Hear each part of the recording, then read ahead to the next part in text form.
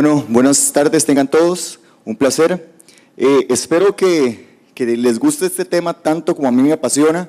En realidad el tema de las asociaciones solidaristas es un tema de vital importancia en el país como tal y las personas tienen poco conocimiento de lo que son las asociaciones solidaristas. Inclusive en las universidades se ve poco o nada de lo que son las asociaciones solidaristas. Entonces lo que yo voy a hacer no es nada más ir a la parte teórica, voy a ir a la parte práctica. ¿Qué es lo que está pasando realmente en Costa Rica con respecto a las asociaciones solidaristas? ¿Cuáles son las problemáticas que se dan? ¿Qué es lo que viven los gerentes de las asociaciones solidaristas? ¿Cuáles son los dictámenes que ha emitido el Ministerio de Trabajo? ¿Cuáles son los votos de mayor relevancia en Costa Rica? Y también incluso algunos datos importantes o de relevancia o curiosos que hay con respecto a las asociaciones solidaristas. De mi parte, yo soy el socio director de Acelecom Abogados, que es una firma regional, y nosotros estamos enfocados en lo que es derecho corporativo, pero hemos tenido un giro que ha sido asesorar a muchísimas asociaciones solidaristas. Dentro de lo que vamos a ver en las asociaciones solidaristas hay dos temarios, por ahí creo que les entregaron unos temarios, está el día de hoy y el día de mañana. Entonces, el día de hoy vamos a desarrollar con distintos temas. El primero por ahí, tal vez José, no sé si me puedes ayudar para que quede acomodada la pantalla. Un poco de historia, pero en realidad más que historia es para que ustedes entiendan la razón de ser de las asociaciones solidaristas como tal.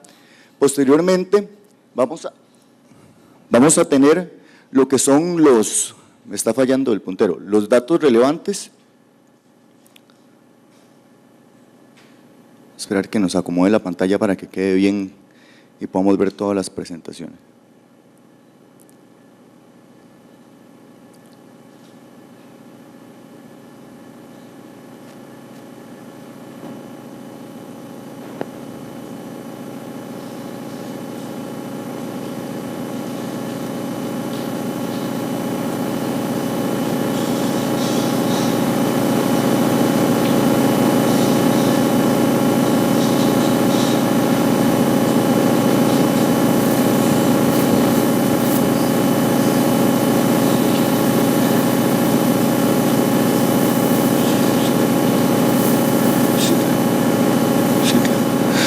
En caso que tengan alguna pregunta, nada más me indican, yo detengo y les van a pasar el micrófono para la consulta respectiva. Les decía, tenemos el tema de la historia, luego también datos relevantes de algunas asociaciones solidaristas, traigo información actualizada, solicité una todavía del año pasado, pero tengo uno que es referente del 2015, que conseguí la fuente propiamente de un medio. Luego también un poco de lo que es la ley 6970 y su reglamento, que en realidad esta ley tiene muy poco con respecto a lo que son las asociaciones solidaristas y su composición. Luego también el rol patronal de las asociaciones solidaristas, por ello yo he escrito un artículo para la revista Firma sobre el rol patronal de las asociaciones solidaristas. También tenemos lo que es la constitución de la asociación. Aquí es uno de los puntos donde a nivel práctico hay un gran problema en las asociaciones solidaristas como tal, en la constitución. Muchas personas creen que es su operación o su día a día, no. El problema está desde que se constituyen. Luego también vamos a desarrollar un poco lo que son las asambleas ordinarias y extraordinarias.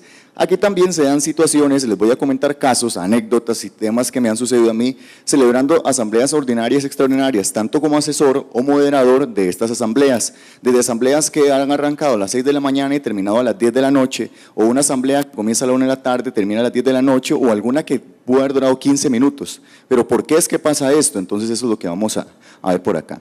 Entonces, en el temario del día de mañana se van a desarrollar otros temas que es un poco la teoría del órgano para entender cuál es la composición de la junta directiva de las asociaciones solidaristas.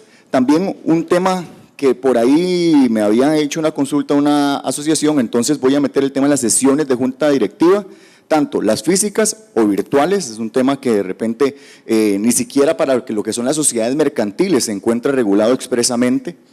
Luego también los contratos en las asociaciones. Esto de invertir en la asesoría es porque de repente las asociaciones solidaristas operan y agarran alguna información de internet, agarran algún modelo o no se asesoran con los abogados y empiezan a trabajar con contratos y esos contratos al día de mañana pues no les van a servir para poder ejecutarlo como quisieran. De igual manera, también tenemos las garantías en las asociaciones, que es un problema común, el tipo de garantías que hay, también lo que pretenden las asociaciones con las garantías respectivas, también la reglamentación y su importancia. El artículo 49 de la Ley de Asociaciones, que es la Ley 6970, establece la facultad de la Junta Directiva de establecer reglamentos para lo que son las asociaciones solidaristas y muchas incluso no tienen reglamentos de ningún tipo.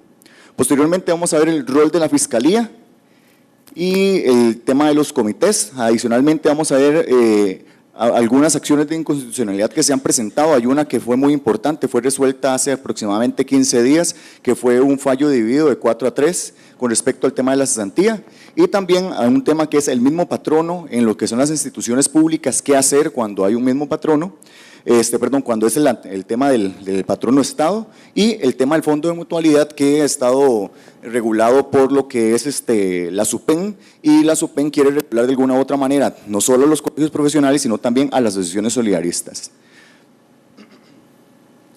Entonces vamos con un poco de historia, nada más recordarles que Alberto Martén es uno de los, es el caudillo, el creador en realidad del solidarismo. Es algo curioso, ustedes de repente han visto o han escuchado que algunas asociaciones solidaristas dicen que tienen 50 años de existir, que tienen 60 años de existir, lo cual no es del todo cierto. ¿Esto por qué? Porque la Ley de Asociaciones Solidaristas nace en el año 1984.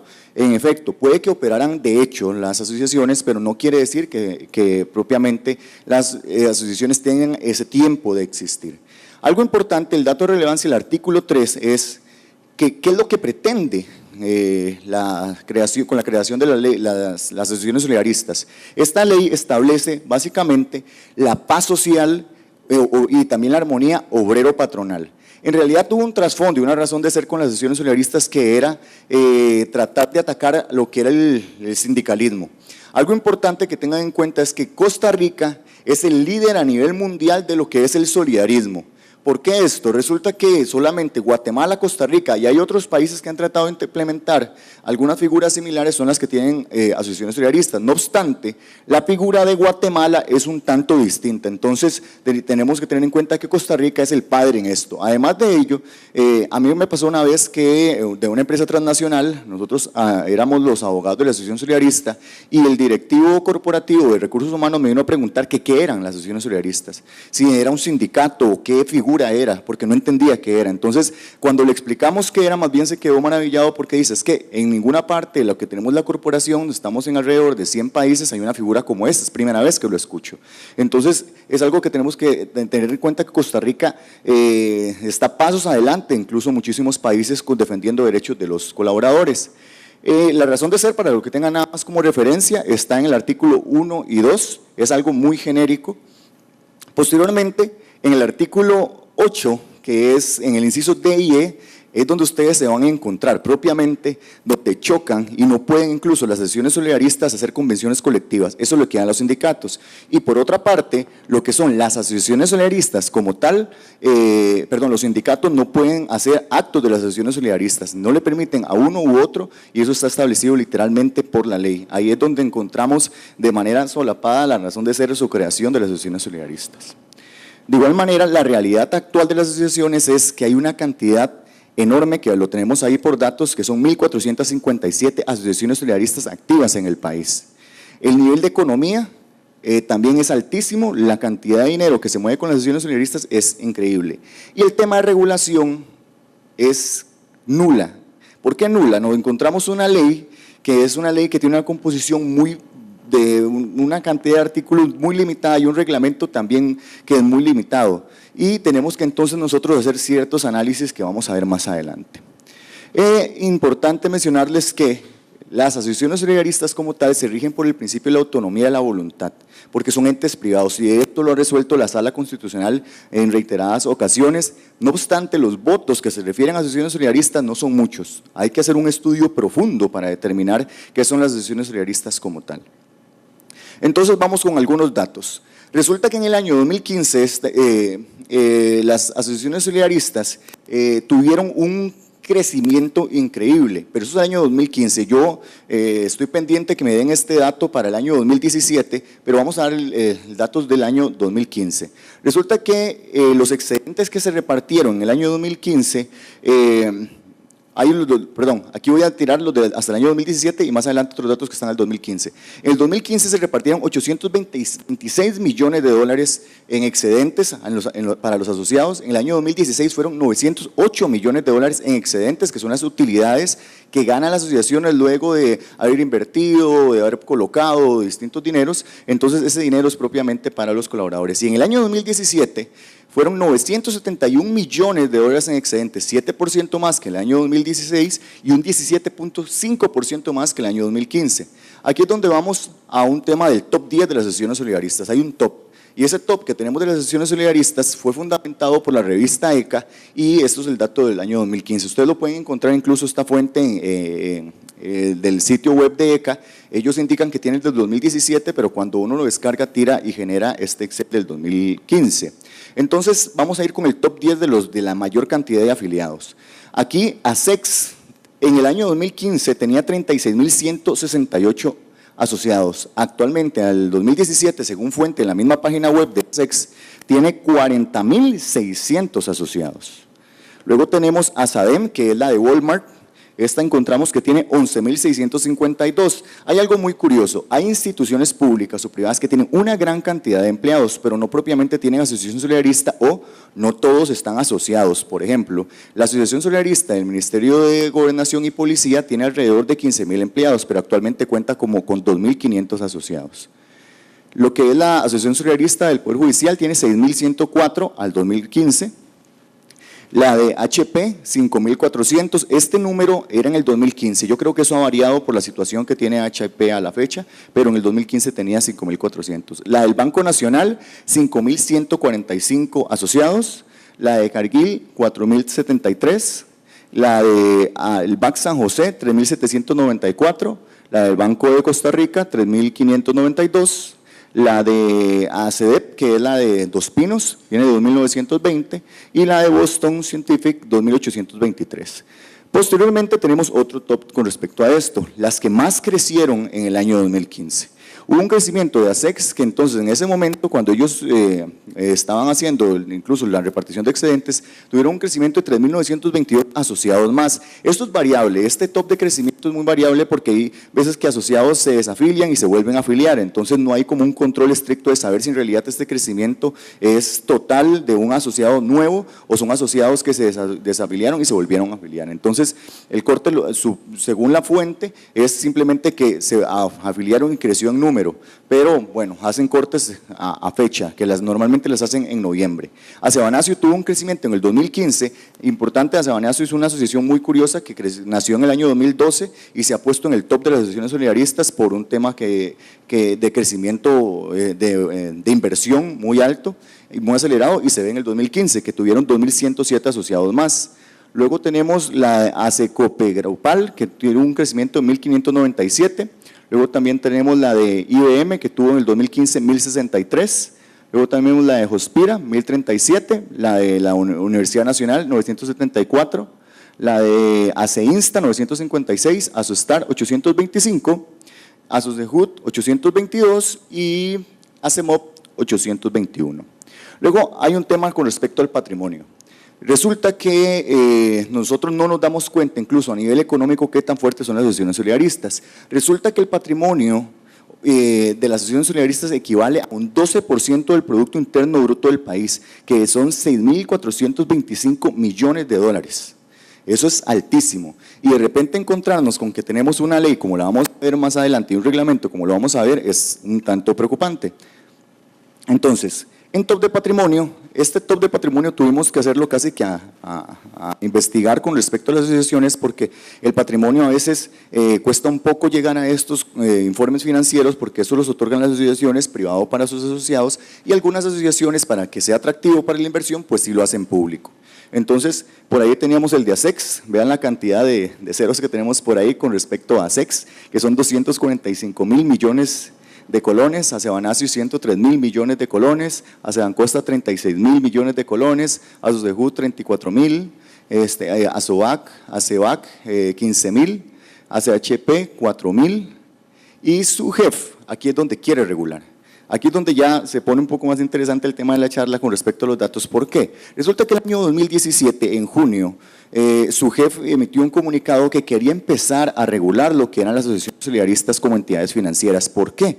Porque resulta que si ustedes se devuelven a la diapositiva anterior y ustedes ven ese 12% del Producto Interno Bruto y la cantidad de capital que manejan estos entes, entonces su jefe dice, pero es que manejan demasiado dinero. Y un ejemplo es que ASEX compite inclusive con bancos como Scotiabank, lo que es Acebanacio compite con bancos como Catay o el Banco Prival.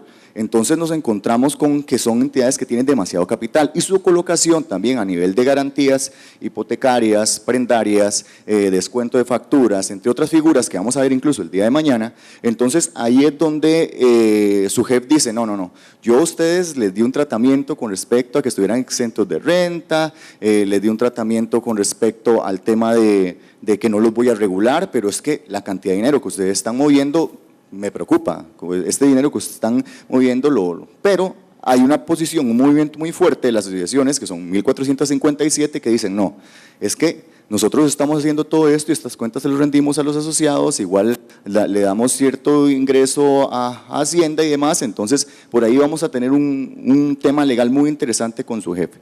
Y de igual manera, SUPEN. La SUPEN quiere regular a las asociaciones solidaristas y colegios profesionales con respecto a los fondos que manejan. Por ejemplo, el fondo de mutualidad es uno de los puntos que SUPEN emitió un comunicado con 5 puntos que vamos a desarrollar el día de mañana también, que es cómo establecer propiamente cuándo estamos ante un fondo que tiene que ser supervisado por SUPEN y cuándo estamos ante un fondo que está fuera de lo que es la regulación de SUPEN. Ahora bien, aquí es donde yo les digo que es un tanto preocupante o muy preocupante lo que es la regulación de las asociaciones solidaristas. Cuando nosotros nos hacen una consulta en la firma como tal respecto a la regulación o aspectos de la asociación solidarista, tenemos que hacer estudios más profundos allá que la ley y muchísimo más profundos allá de la ley. ¿Por qué? Resulta que cuando vemos la ley tiene una composición de 76 artículos. Eso es lo que compone esa ley y no es como el Código Procesal Civil que vamos a tener en vigencia este año, de que vinieron, hicieron todo un análisis, un estudio y nos encontramos una gran cantidad de artículos en donde tenemos temas, subtemas y encontramos 2.1, 3.1, no. Nos encontramos con que son 76 artículos simples. Dentro de esos 76 artículos tenemos un reglamento que tiene 11 capítulos, pero tiene solamente 23 artículos. Entonces, cuando vemos esta ley con respecto al capital que se mueve por ahí, es donde nosotros tenemos que decir, bueno, ¿qué nos hace falta? Resulta que tenemos que tener en cuenta temas históricos. Costa Rica le copió el Código de Comercio a Honduras. Honduras se lo copió a Italia y Italia tiene ciertas pinceladas de Francia. Entonces, resulta que hay ciertos temas que nosotros vamos a tener que referirnos al Código de Comercio y algunos temas también tenemos que referirnos al Código de Trabajo. ¿Por qué? Resulta que las asociaciones solidaristas tienen una mezcla que es entre el derecho laboral, derecho comercial y otros aspectos incluso que tenemos que hacer análisis analógicos de ciertas normas del derecho administrativo. Incluso tener en cuenta que, por ejemplo, el artículo 197 del Código de Comercio, que es el que regula al fiscal, el mismo código como tal, perdón, la misma ley 6970 establece y refiere al artículo 197 para regular al fiscal. Entonces ahí es donde nosotros tenemos que entender algunos aspectos de relevancia y concordancia y análisis más profundos de la norma, que no nos quedamos únicamente con la ley. Luego también tenemos otras normas que eventualmente se pueden servir de soporte en caso de algunos vacíos, que hay muchos vacíos que vamos a ver más adelante, y tenemos que ir a la ley de asociaciones u otras normas analógicas o principios del derecho para poder aplicar. Hay principios de necesidad, de urgencia, conservación del acto, entre otras cosas que de repente podrían analizarse a partir de distintas situaciones que podrían darse con respecto a casos concretos. Hace poco nos hicieron una consulta y nosotros nos pedían responder sí o no, y nosotros no podíamos responder sí o no si no justificábamos o dábamos los principios o la razón de ser de por qué estábamos dando la respuesta en razón de esta falta de regulación que tiene la ley de asociaciones solidaristas, y no solo la ley de asociaciones solidaristas. Cuando a mí me corresponde dar clases de Derecho Comercial, yo le explico a los estudiantes que van a encontrarse regulado lo que son las sociedades en alrededor de lo que son la encomandita, el nombre colectivo, la empresa individual, las encuentran reguladas en 15 artículos, y la ley de asociaciones la encuentran regulada alrededor de 100 artículos, y hay cualquier cantidad de vacíos. Entonces esos vacíos han tenido que suplirse con jurisprudencia y doctrina nacional e internacional. Posteriormente, y no menos importante, sí tenemos que tener claro cómo es que se constituye una asociación solidarista y cuáles son los requisitos esenciales para constituir una asociación solidarista. Importante que lo tengan nada más señalado por ahí, porque no voy a copiar obviamente literalmente los artículos. En el 5, 7, 10 y 11 es donde se encuentra básicamente cómo es que se constituye una asociación solidarista. Importante que ¿dónde es que se inscriben estas asociaciones solidaristas? Se inscriben en el Ministerio de Trabajo, Dirección de Organizaciones Laborales. En la ley lo establece con un nombre distinto, pero actualmente ese es el ente que lo hace. Luego también, importante, igual que todas las sociedades mercantiles y la teoría de lo que son el efecto declarativo, tenemos que entender que la asociación solidarista nace a la vida jurídica hasta el momento en que se inscribe, no antes. Por eso es que yo les hice esa salvedad al comienzo, que hay muchas asociaciones que dicen que tienen tal vez 30 años, 40 años, bueno, 30 sí, 40 años, 50 años. Entonces, con respecto a eso, ese tiempo no cuenta. En realidad, ese tiempo fue que tal vez tuvieron un grupo por ahí que se reunían, que buscaban promover la paz social y en pro de los trabajadores. Entonces, eso es lo que hay que entender. Entonces, el efecto declarativo. Posteriormente, también el artículo 12 le establece una exclusividad del nombre y sanciona penalmente. Y hay algo curioso, porque de una vez refiere al Código Penal al que utilice el nombre de la asociación respectiva. Luego también, igual que lo que pasa en lo que son las sociedades mercantiles, ahora en aplicación a lo que son las asociaciones solidaristas, siempre tiene que establecerse asociación solidarista y el nombre correspondiente de la empresa con la que trabaja. Muchísimas veces las asociaciones mantienen las siglas, tal vez ya la razón social de la empresa, que es el patrono como tal, cambió de razón social, pero las asociaciones mantienen las siglas, pero sí cambian su razón social como tal. Eso es algo curioso que lo hacen nada más por la colocación a nivel de mercado que tienen. Mi sugerencia es que ojalá siempre sea afín con el patrono para que no se pierda y se entienda quién es, porque de repente cuando uno hace el estudio e incluso hace Cargill, es Pipasa. Entonces cuando ustedes ven Cargill, ustedes no la ligan con Pipasa inmediatamente, el nombre de Pipasa tiene esa razón social. Entonces antes era Asopipasa, ahora es Ace Cargill, pero Pipasa sigue apareciendo y cuando ustedes digitan, de hecho en Google pongan Pipasa, les va a salir Cargill. Pero son temas nada más que ellos sí hicieron el cambio, hay asociaciones que no lo hacen. En este caso ellos se lo hicieron a pesar de que perdieron un poquitito el tema de la identificación del nombre.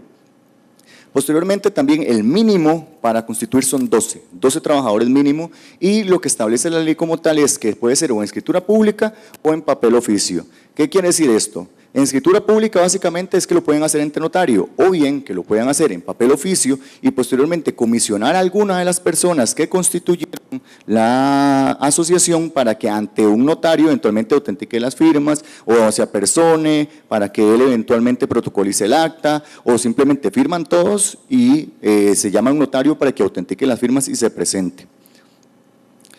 Luego también tenemos que tener claro que aquí cuando se hace la Constitución se tienen que establecer los estatutos, cuáles son los directores y cuál es la fiscalía. Con respecto a la fiscalía hay un tema y eso lo vamos a ver con respecto a los dictámenes. El fiscal no necesariamente puede ser o tiene que ser asociado.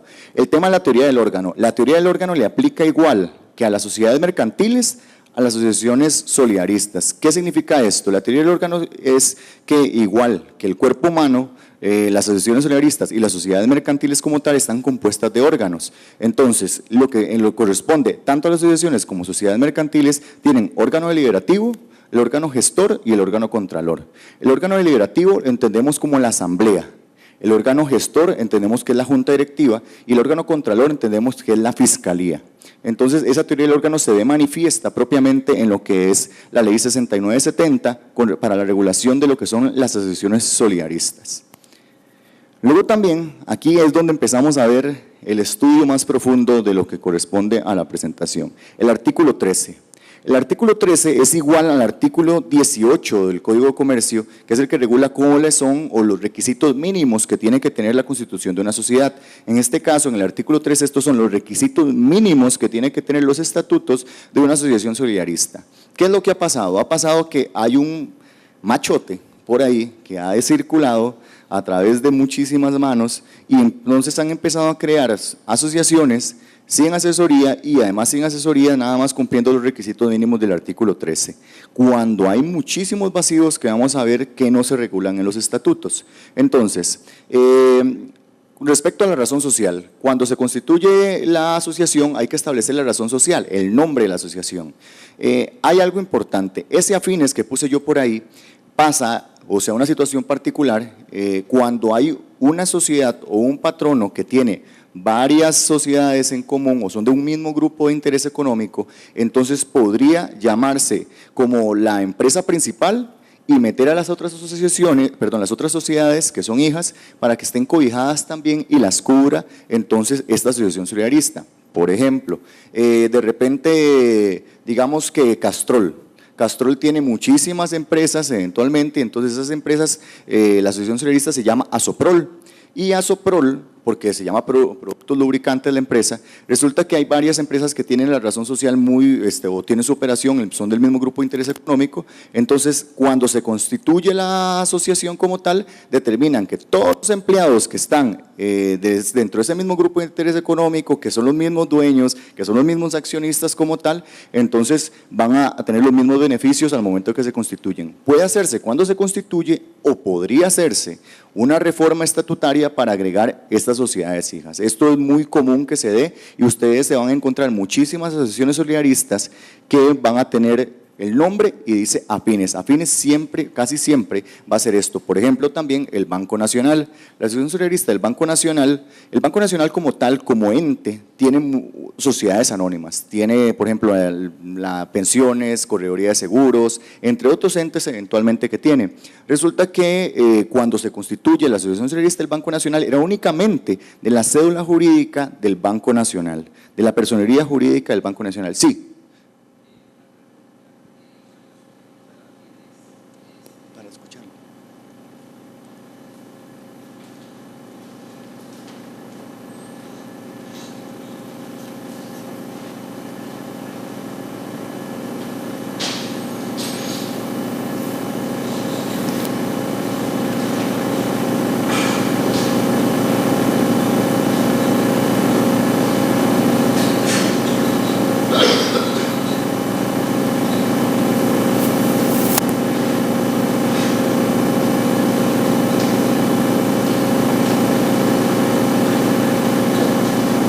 Si no, yo le paso el micrófono para que lo escuchen con la pregunta.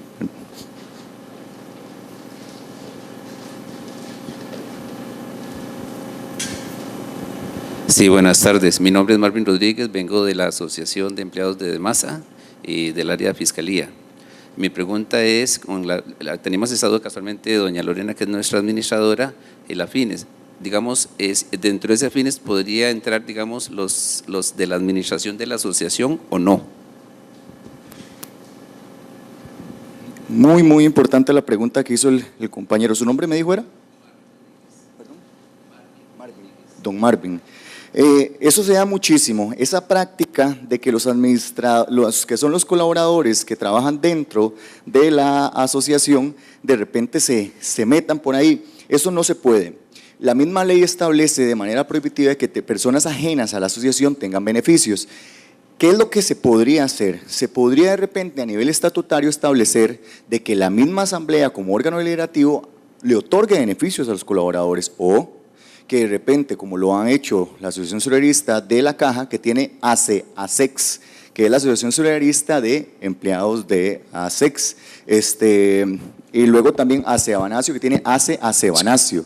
Entonces, ahí propiamente es que tienen una asociación solidarista dentro de la asociación solidarista, entonces ahí ellos sí están cubiertos bajo el modelo de asociaciones solidaristas, pero cuando los colaboradores buscan tener algún beneficio de la asociación, tiene que estar necesariamente aprobado por la asamblea como tal, como órgano deliberativo, para que nadie cuestione en razón de qué es que eventualmente están teniendo esos beneficios. A manera de ejemplo también, voy a poner otro. Normalmente lo que son los directivos de las asociaciones solidaristas, porque está establecido por ley, no deberían de generar ningún ingreso como tal. Hay algunas asociaciones solidaristas, hay una en específico como tal que sí tiene y tiene dietas. Entonces como tal, eso lo aprobó una asamblea. Y de repente incluso hubo un voto de la sala como tal que estaban cuestionando que por qué tenían dietas, y lo que la sala resolvió es que lo determinó la asamblea, y como la asamblea es un órgano soberano, así se mantiene. Entonces, si la asamblea sí lo determina, entonces se puede hacer así. Sí quedó claro, sí. Sí, sí.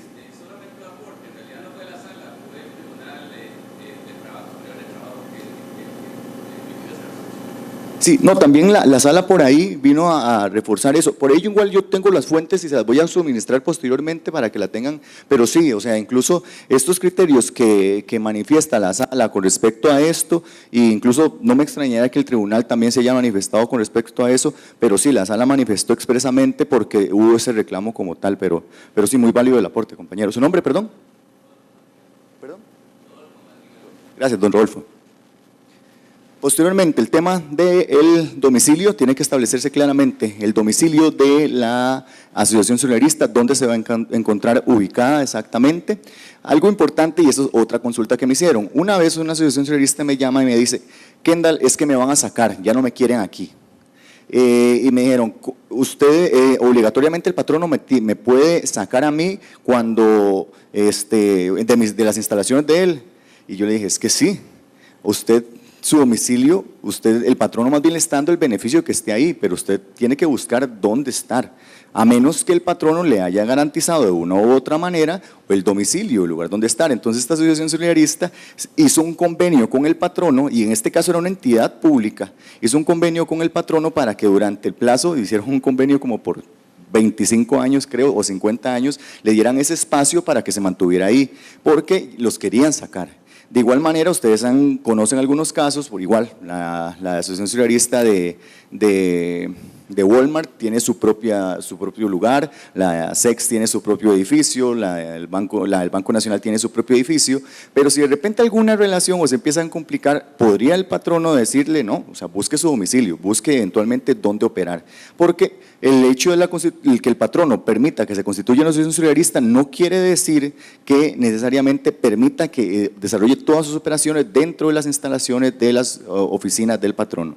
Eso es algo muy importante, y esta consulta se le hizo incluso también al Ministerio de Trabajo, y esa consulta del año pasado, del año 2017, y la vamos a ver en un dictamen por ahí, que ustedes también lo van a tener. Ese dictamen venían con varios puntos que se mencionaban, y el Ministerio de Trabajo propiamente se pronunció sobre el tema del domicilio.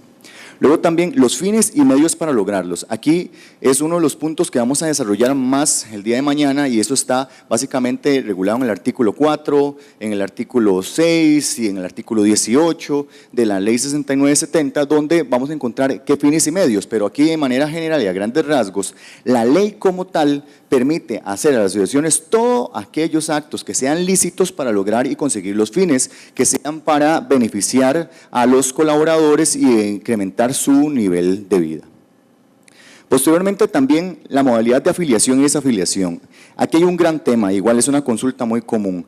Resulta que muchísimas asociaciones solidaristas tienen el tema de que se afilian y desafilian los colaboradores, y entonces muchos dicen, pero es que Kendall, yo no quiero que se salgan, y porque yo tengo que estar entonces sacando el ahorro de ellos y darles el ahorro, y luego se vuelven a meter, ¿qué puedo hacer yo para esto? Entonces ya incluso el Ministerio de Trabajo como tal y la misma sala como tal también ha establecido, la sala constitucional, de que la afiliación usted puede crear reglamentos, por ejemplo, de crédito, reglamentos de beneficios y demás que puede tener la persona hasta tiempo después de estar afiliado, y lo puede establecer a nivel estatutario también, pero el tema de la afiliación, para no admitir a alguien, es un tanto delicado. Incluso la tendencia moderna en Costa Rica, si alguien usted no lo admite, pues presenta algo porque le están discriminando ese derecho, de por qué no me lo permiten. Si se supone que la misma ley me establece que yo tengo que ser trabajador y soy trabajador, ¿por qué no me permiten afiliarme? Entonces hay temas por ahí que incluso hay asociaciones que tienen estatutos con regulaciones que dicen que hasta que tenga 3 meses después de que se desafilió vuelve a entrar, y ya el Ministerio de Trabajo se ha pronunciado, le ha dicho que las asociaciones no pueden hacer eso. Entonces, otro punto muy importante con respecto a la modalidad de afiliación y desafiliación. Sí pueden hacer una gestión eventualmente, porque de repente un asociado incumplió con algún tema de ética o de conducta, y si de repente la asociación tiene un reglamento de ética y de conducta, entonces podrían establecer de que admiten o no, pero a partir de esos parámetros que eventualmente se establecen. Hay modalidades de afiliación que se le envía la solicitud a la Junta Directiva lo aprueba, pero la mecánica en las asociaciones normalmente no es así, casi siempre nada más el colaborador se presenta, llena una boleta y ya es asociado. Entonces hay que determinar también esas modalidades de afiliación y desafiliación. También desafiliación, ¿por qué? Porque resulta que cómo hace la presentación de la desafiliación, a quién se la presenta, cómo presenta esto. Y el tema también de los deberes y derechos al momento de afiliarse, qué derechos adquiere, y ahí es donde es un punto de los estatutos que tiene que regularse de hasta qué momento adquiere derechos, entonces eventualmente este colaborador que se está asociando. También si puede o no formar federaciones o confederaciones, la asociación como tal. Esto hay muchas federaciones de asociaciones solidaristas, pero de repente para poder formar parte de estas federaciones tiene que estar claramente establecido a nivel de estatutos y eso establecido por ley. Luego también el monto mínimo de ahorro obrero es de 3% a 5%. Entiéndase que los colaboradores en la asamblea van a determinar si eventualmente van a ahorrar de un 3 a un 5%. La ley establece que puede ahorrarse, pueden haber ahorros voluntarios, pero tiene que dividirse contablemente este ahorro, no puede estar en una misma partida. Entonces, de ese 3 a ese 5% es el que es obligatorio y se les va a rebajar y ya lo definió la asamblea.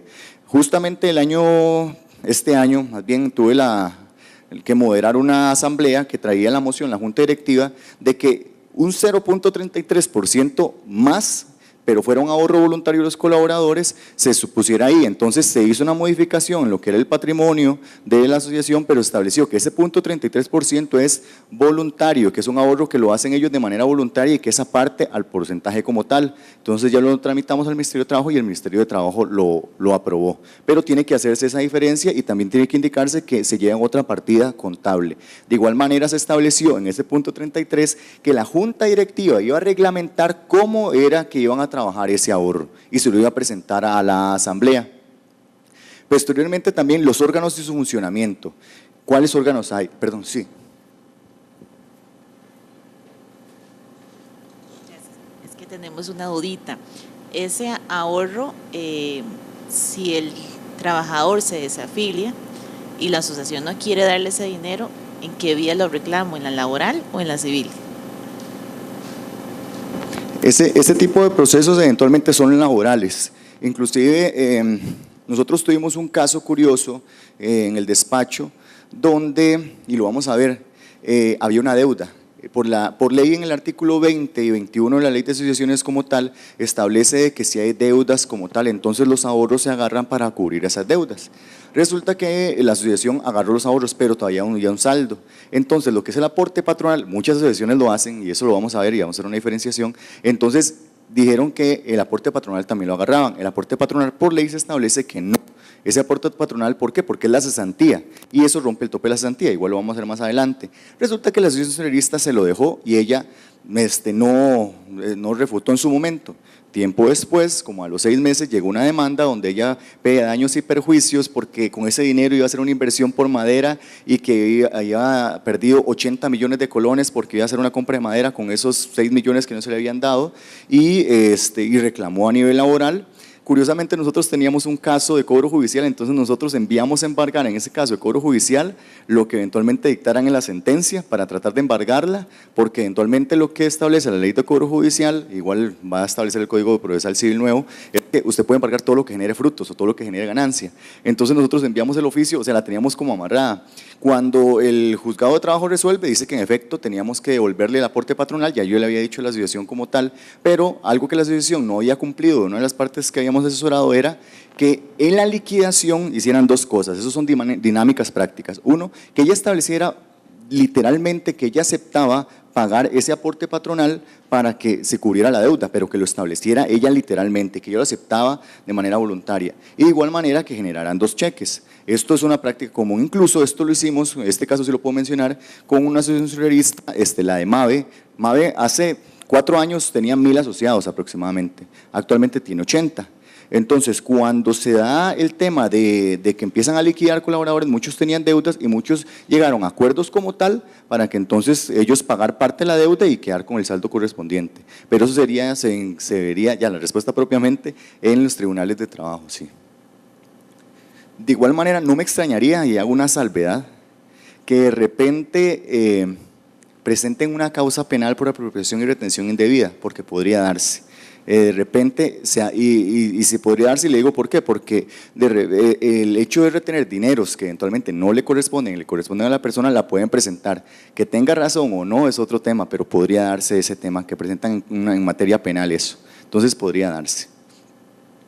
Ok, sigo. Luego también tenemos esto está regulado en este artículo 13, pero hay algo muy curioso con respecto a este artículo 13. Dice, el órgano, persona o personas que ostenten la representación de la entidad y las facultades de su poder o poderes. Si ustedes se van al artículo 43 y lo leen literalmente, habla de que la representación corresponderá a los directores que se establezcan o eventualmente al presidente como tal. Entonces, este artículo 43 de la ley de asociaciones establece eso, y cuando vemos este 13 habla del órgano. Entonces, ¿a qué se refiere con órgano? Puede tener un órgano la facultad, puede tener la representación, entonces tenemos un choque de normas ahí, el artículo 13 contra el artículo 43, porque cuando hablamos de órgano, ¿a qué se refiere? El comité. Entonces un comité puede tener representación judicial y extrajudicial. ¿Hasta qué punto tiene el comité? Y eso es extraño porque si nos vamos ya al tema del mandato, al Código Civil, ahí es donde les digo que tenemos que ir a temas analógicos, entonces tenemos que eventualmente hay representaciones de personas físicas, hay poderes especiales, poderes generales, poderes generalísimos y demás. Entonces hay que interpretar qué se entiende por órgano. Con la ley como tal no se entiende qué es el órgano, no se entiende a qué se refiere, si es un comité o a qué se refiere como tal. Entonces siempre se ha ido a nivel interpretativo al artículo 43 y se ha dejado la representación a lo que es los directores de la junta directiva como tal.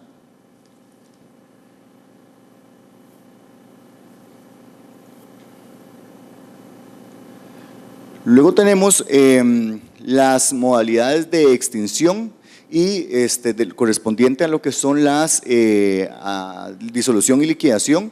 La disolución y liquidación, que es muy famoso actualmente con lo que son las sociedades mercantiles. Las sociedades mercantiles se disolvieron alrededor de 270,000 por el tema de los impuestos de sociedades como tal, y entonces se han encontrado muchísimos abogados, muchísimos notarios con problemas con respecto a la disolución o la liquidación como tal. Entonces nos encontramos con que la disolución y liquidación de las asociaciones tiene que quedar muy claro, porque en las sociedades mercantiles ha habido un gran problema y en las asociaciones nos encontramos que la regulación con respecto a eso es poca o nula. No sabemos bien cómo disolver o liquidar una asociación solidarista, entonces hay que tener bien claro cómo se va a disolver, quién se va a nombrar liquidador, si dentro de esos liquidadores si tienen que tener algún cargo académico, si dentro vamos a nombrar un tribunal que eventualmente determine quién va a ser el liquidador, quién va a nombrar este liquidador, todo eso es lo que se tiene que establecer en los estatutos.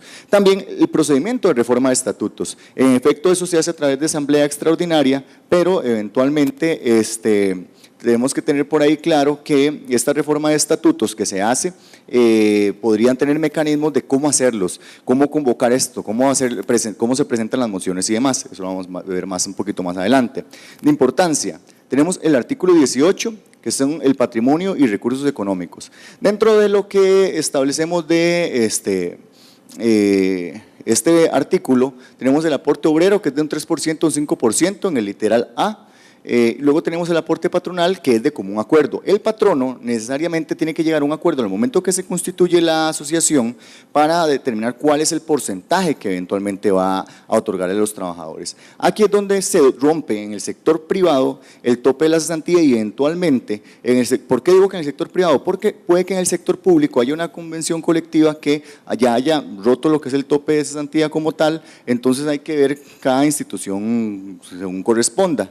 Y en el sector privado pues es un poco más complicado. Ahora, ese tope de cesantía o la cesantía como tal se convierte en un derecho real. Ya la persona, indistintamente cuál sea su salida, sea sin o con responsabilidad patronal siempre lo va a recibir, pero sin responsabilidad patronal, entonces se le entrega igual la cesantía. De igual manera, si por ejemplo el patrón no tuviera alguna diferencia que pagar, entonces paga la diferencia correspondiente y la asociación gira también su diferencia.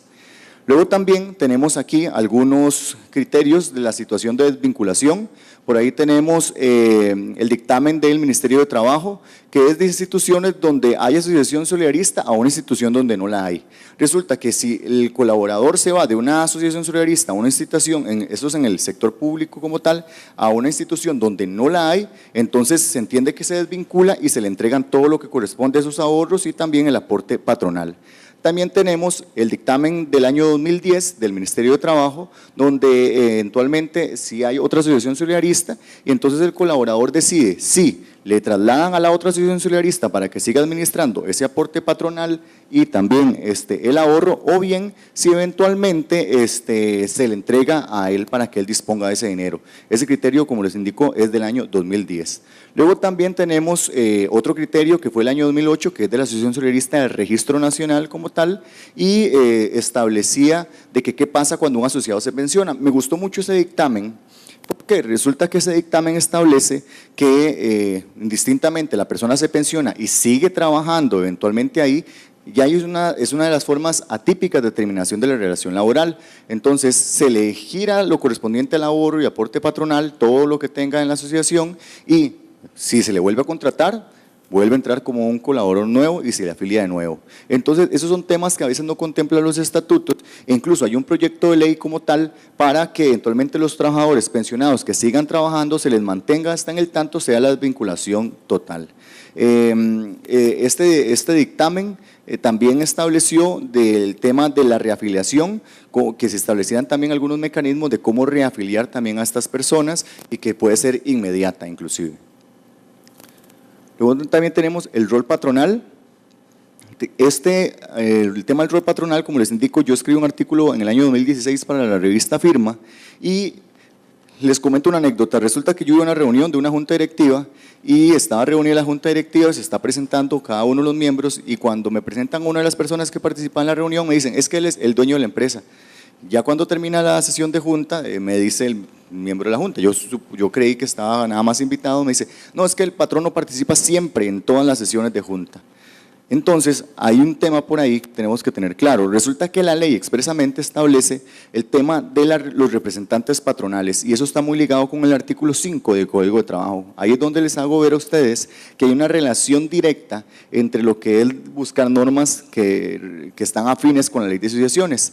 El artículo 14 establece que eventualmente los cargos de directores no pueden tener el grado de representantes patronales y emite una lista de lo que son gerentes, eventualmente auditores, que sean representantes de la parte patronal, apoderados, y establece una lista bastante amplia e incluso nos vamos al artículo 5 del Código de Trabajo y se mantienen los conceptos de qué es representante patronal.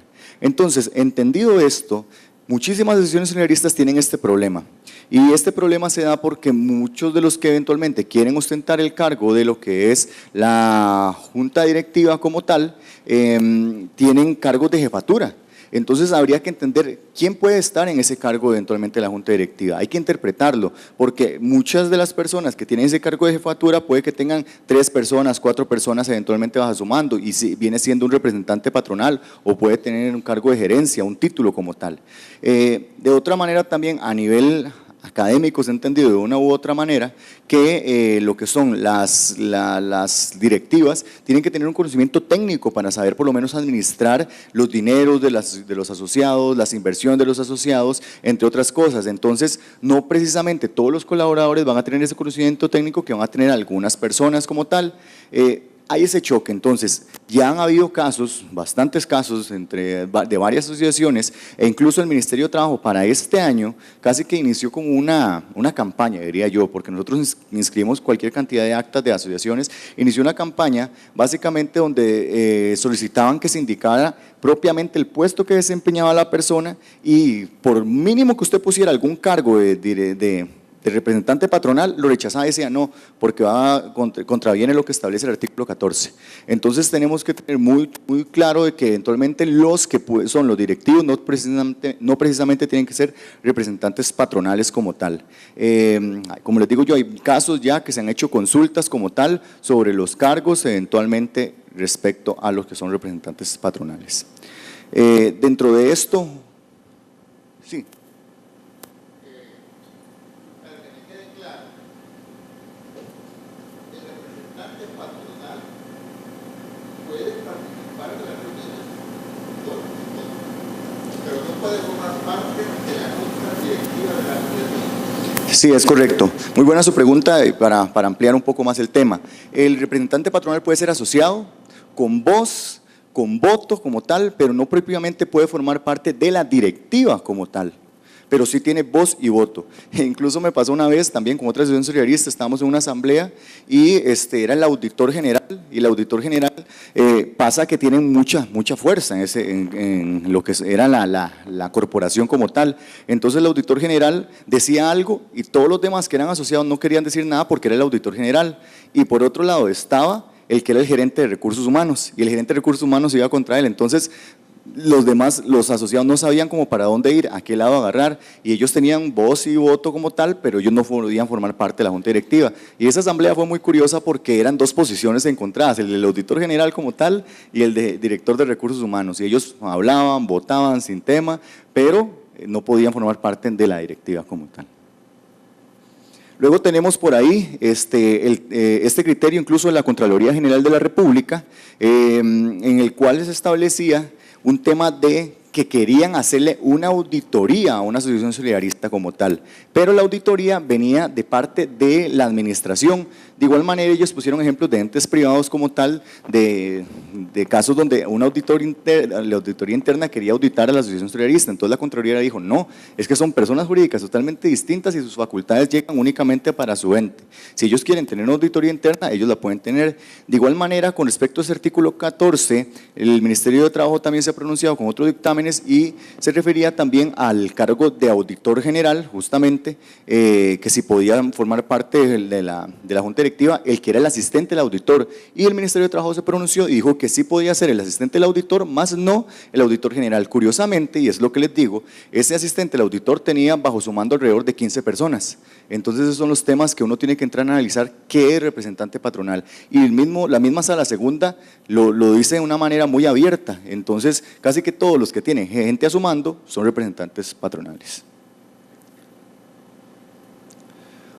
Luego tenemos el tema de problemas al constituirlas. El tema que ya les he venido diciendo, tenemos la redacción de los estatutos, se utilizan machotes eventualmente para constituirlas, y lo ideal es mejor sentarse cuando se van a constituir con los asociados interesados y armar el muñequito de nieve de la mejor manera, armarlo de una manera completa, armar esta asociación con cada uno de los puntos que nos interesan y a una realidad moderna, porque actualmente se siguen constituyendo asociaciones, e incluso si no es el caso de solamente constituirlas, pensemos en si vamos a reformarla y vamos a hacer un proyecto de reforma a todo lo que es la asociación como tal o al estatuto.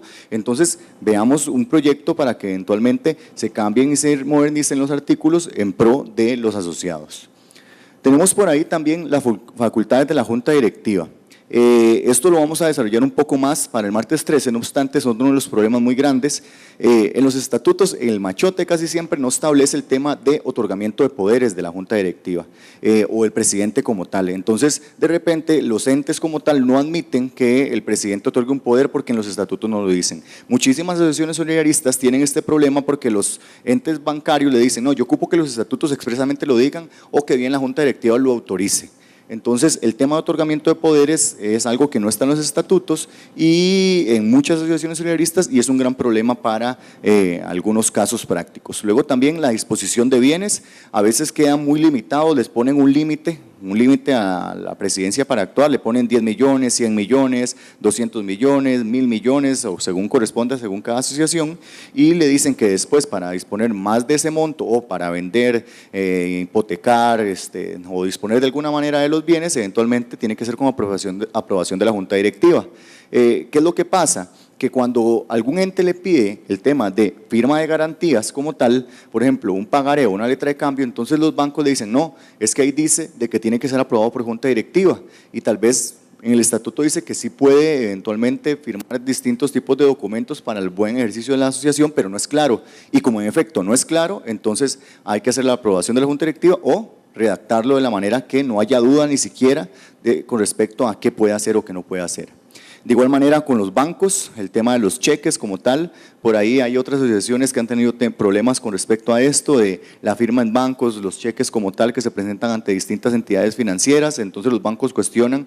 Hoy justamente recibí el correo de una asociación solidarista donde el banco le estaba pidiendo que dos cosas muy curiosas. Uno, que el acuerdo de la junta directiva para que eventualmente se aprobara el tema de la firma del presidente como tal y el tesorero en los cheques, y dos, que eximiera de responsabilidad al banco con respecto a esas firmas.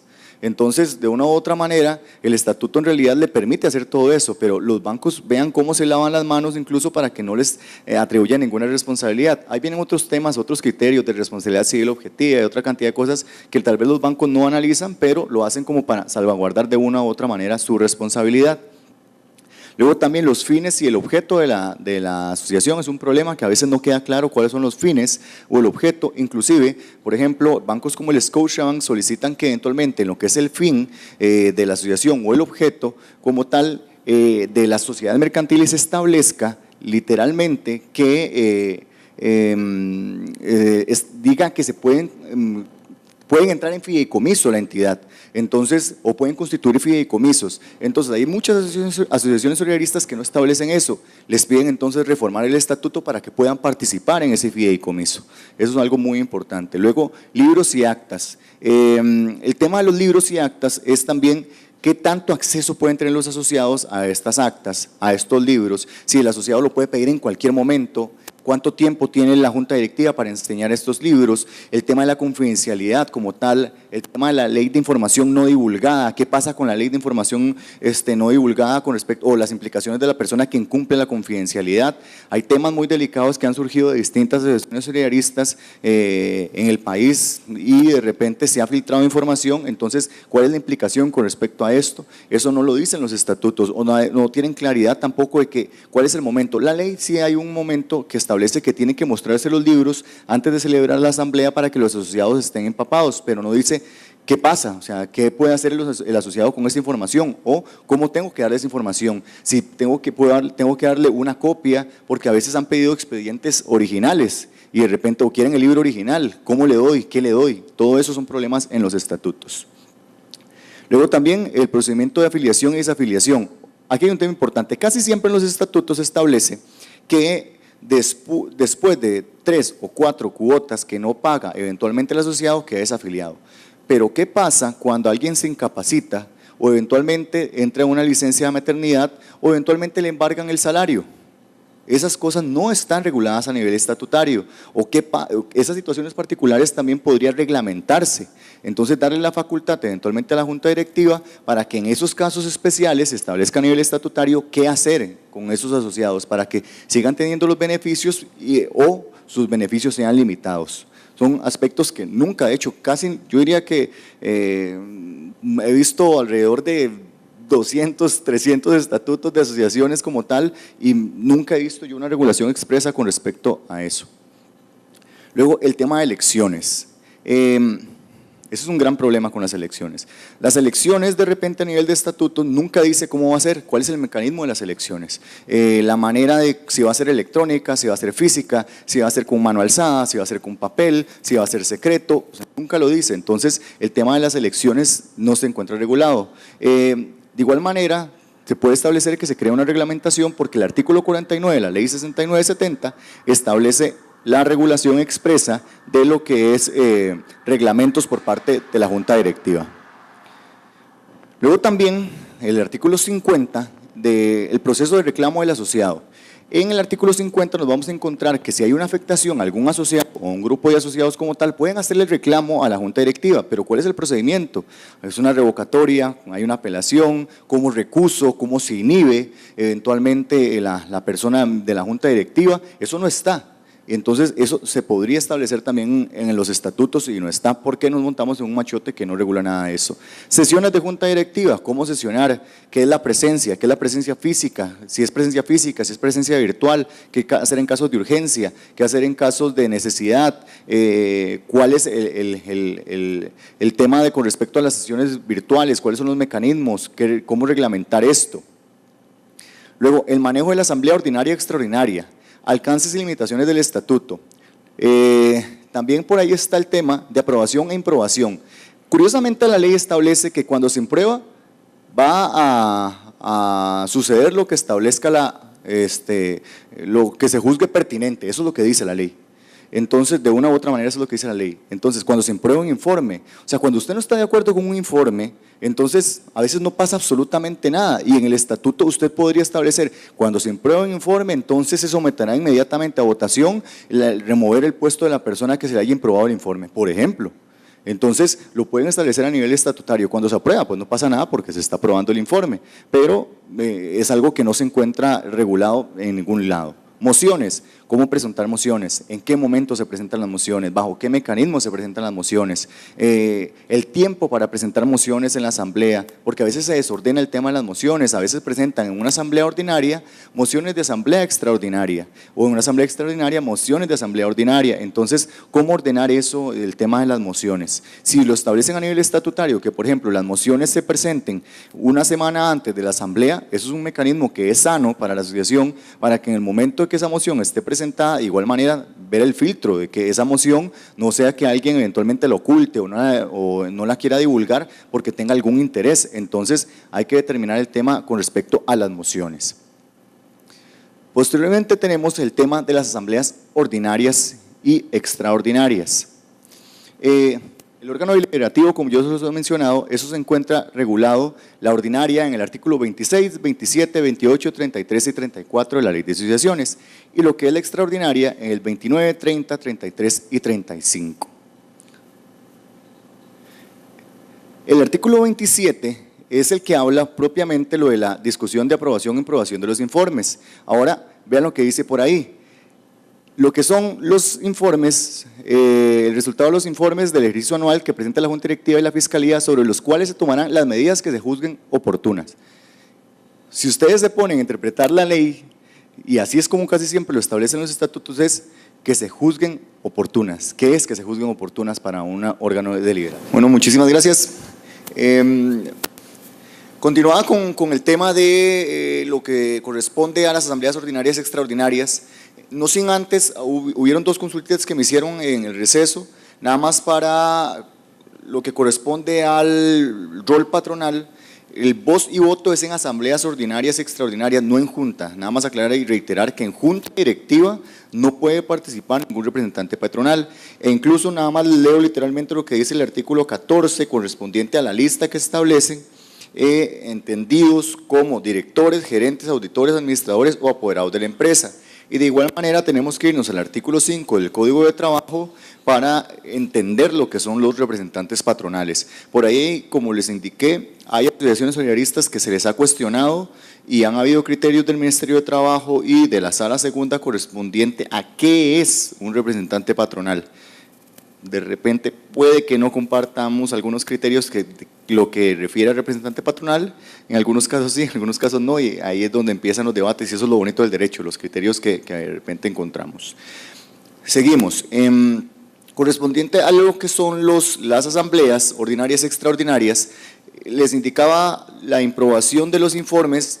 No tenemos claro qué es juzguen oportunas, entonces tendríamos que ver el estatuto y determinar cuáles son los alcances y limitaciones correspondientes a lo que son las asambleas ordinarias y extraordinarias. Y vamos a ponerles un ejemplo de lo que una asociación solidarista muy grande tiene como estatuto. Los estatutos son públicos, ustedes pueden ir al Ministerio de Trabajo y solicitar los estatutos de las distintas asociaciones, e inclusive en el Ministerio de Trabajo ustedes pueden meterse en la página web y ver quiénes son los representantes de las distintas asociaciones solidaristas. Un punto correspondiente a lo que sucede en las asambleas es que siempre y por ley se ha establecido el que tiene que presidir las asambleas es el presidente. Me ha correspondido como moderador llevar o guiar algunas asambleas No obstante, una vez me pasó inclusive que el presidente tenía pánico escénico. Entonces tenía tal pánico escénico que básicamente yo presidí, pero conociendo lo que establecía la normativa, se sometió a votación si yo podía llevar el orden de la asamblea y llevar el orden de la agenda para que se votara, porque el presidente tenía pánico escénico. Y en el otro caso que tuve, el presidente no lograba formular bien una pregunta, entonces yo la formulé moderando la asamblea. Entonces un asociado con todo derecho dice, no, que la formule el presidente. Esa fue una de esas asambleas que duró desde la 1 de la tarde hasta las 10 de la noche. Entonces el presidente la tuvo que formular la pregunta para que la asamblea votara. Pero eso es porque así lo tienen establecido en el estatuto y así está establecido por ley. Entonces, si acaso vamos a ir a una asamblea, el presidente tiene que estar totalmente preparado para presidir, saber el orden, saber cómo preguntar, cómo mocionar, incluso cómo presentar mociones, cómo presentar el informe, cómo pasar a otro punto. Entonces, ese parámetro también de los estatutos podría incluirse de repente de que la junta directiva, en los estatutos puede redactarse así, que la junta directiva puede nombrar a un moderador para que colabore a los directivos con la celebración de la asamblea ordinaria o extraordinaria. Es algo que de repente casi ningún estatuto lo tiene, pero podría darse. Luego el secretario de la junta directiva tiene que llevar el acta de todos los eventos que suceden en la asamblea y en caso de que no haya secretario, entonces la asamblea nombrará un secretario ad hoc. La confidencialidad. En el artículo 33 del reglamento establece que antes de la asamblea, durante 8 días eventualmente se le tiene que mostrar los libros a los asociados, pero no hay claridad, como yo les mencionaba, con respecto a cuánto tiempo eventualmente tiene que mostrárselos, si se le tienen que llevar originales, copias. Con una asociación tuvimos ese problema, justamente él decía, ¿por qué a mí no me dan los originales?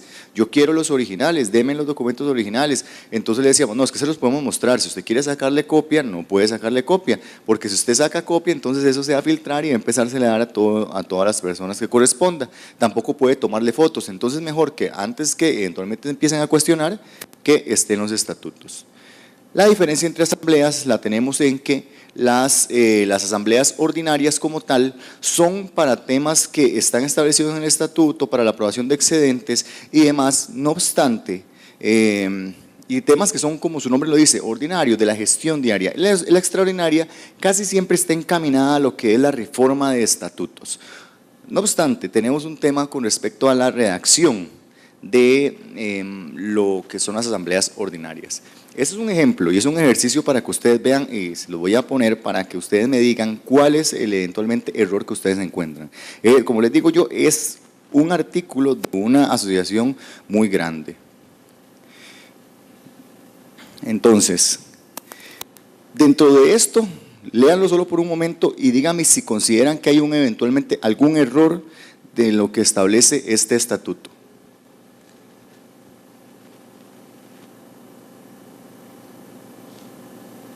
Tenemos por ahí lo que vimos y les mencioné, lo que establece la ley, discutir o aprobar o no los informes resultados de la gestión administrativa que van a presentar estos informes en una asamblea ordinaria, es parte de lo que establece la ley, de la junta directiva y la fiscalía. La fiscalía es un órgano separado. Tenemos también nombrar, ratificar, reelegir, llenar las vacantes o revocar el nombramiento de los miembros de junta directiva o fiscalía. Aquí abro un paréntesis.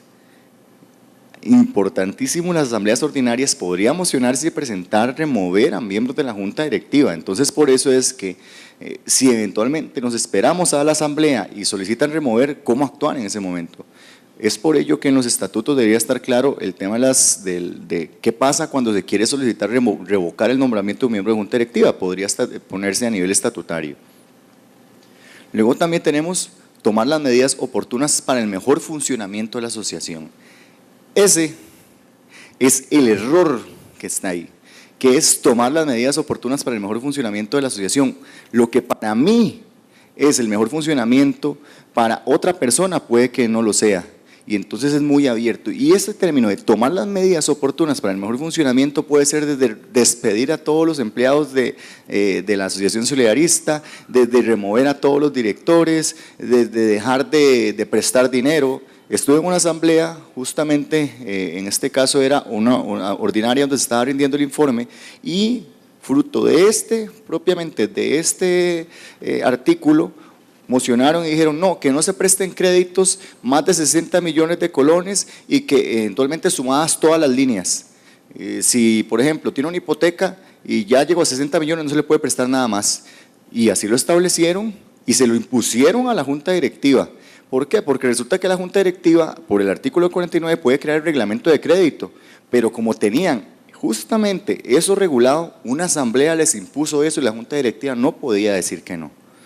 Entonces, ese tipo de cláusulas son las que nos encontramos reguladas en los estatutos de una asociación. Justo son los errores que nos encontramos y son machotes, y yo les garantizo que ese tema de tomar las medidas oportunas puede que no esté redactado así, pero está redactado de una manera muy afín correspondiente a eso.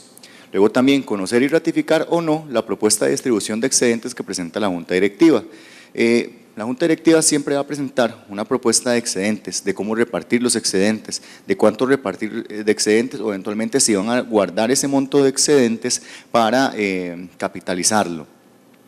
También lo que refiere la Ley de Sesiones 6970 como obligación de esta asamblea. Básicamente lo que dice la ley es eso mismo que está regulado, casi siempre, de hecho los estatutos agarran como un copia y pega de lo que dice la ley y lo establecen como estatuto. También dice, la asamblea se considerará legalmente reunida en primera convocatoria, eso está también establecido en ley, cuando estén presentes la mitad más uno de la totalidad de los asociados, y sus resoluciones tanto en primera como en segunda convocatoria serán válidas si las aprueba más de la mitad de los asociados presentes. Aquí es donde vamos con el tema de la asamblea ordinaria y extraordinaria. Otro de los problemas grandes que hay es el orden del día, desde cómo redactar el orden del día, porque el orden del día es lo que les tiene que llegar a todos los asociados para convocarlos a esta asamblea. Entonces, a veces me he encontrado con órdenes del día que establecen, por ejemplo, rifa, y luego de rifa, baile y luego la asamblea. Lo hacen al revés. Me sucedió en una asamblea que ellos pasaron el orden del día como tal. Nunca metan la rifa en un orden del día. La rifa es un tema social, no es propiamente una asamblea ordinaria. Resulta que mocionaron y cuando estaba el orden del día, lo presentaron ahí, ya la asamblea aprobó, estaba aprobando la agenda, mocionó a alguien y dice, es que las rifas sean primero. Duramos 2 horas haciendo rifas. 2 horas, y esas 2 horas haciendo rifas, la gente estaba obstinada porque tras de eso en esa asamblea muchos de los regalos que habían eran regalos que ya las personas más bien no querían recibir los regalos de esas 2 horas que estuvimos repartiendo esos premios. Entonces el orden del día tiene que tener los puntos que establece el estatuto y que la ley establece. Entonces no meter nada social, nada más meterlo en la asamblea. Ya dentro de la agenda ustedes pueden meter como punto externo, después de terminada la asamblea vamos a tener la celebración o las rifas correspondientes. Luego también tenemos separar el informe de presidencia, tesorería y fiscalía. ¿Por qué separar? Muchísimas asambleas en las que he estado, el presidente brinda su informe, tesorería brinda su informe y fiscalía brinda su informe y lo votan en conjunto. Y lo aprueban en conjunto o lo imprueban en conjunto. Entonces la idea es que cuando se vota, entonces se presenta el informe de presidencia, se aprueba o se imprueba.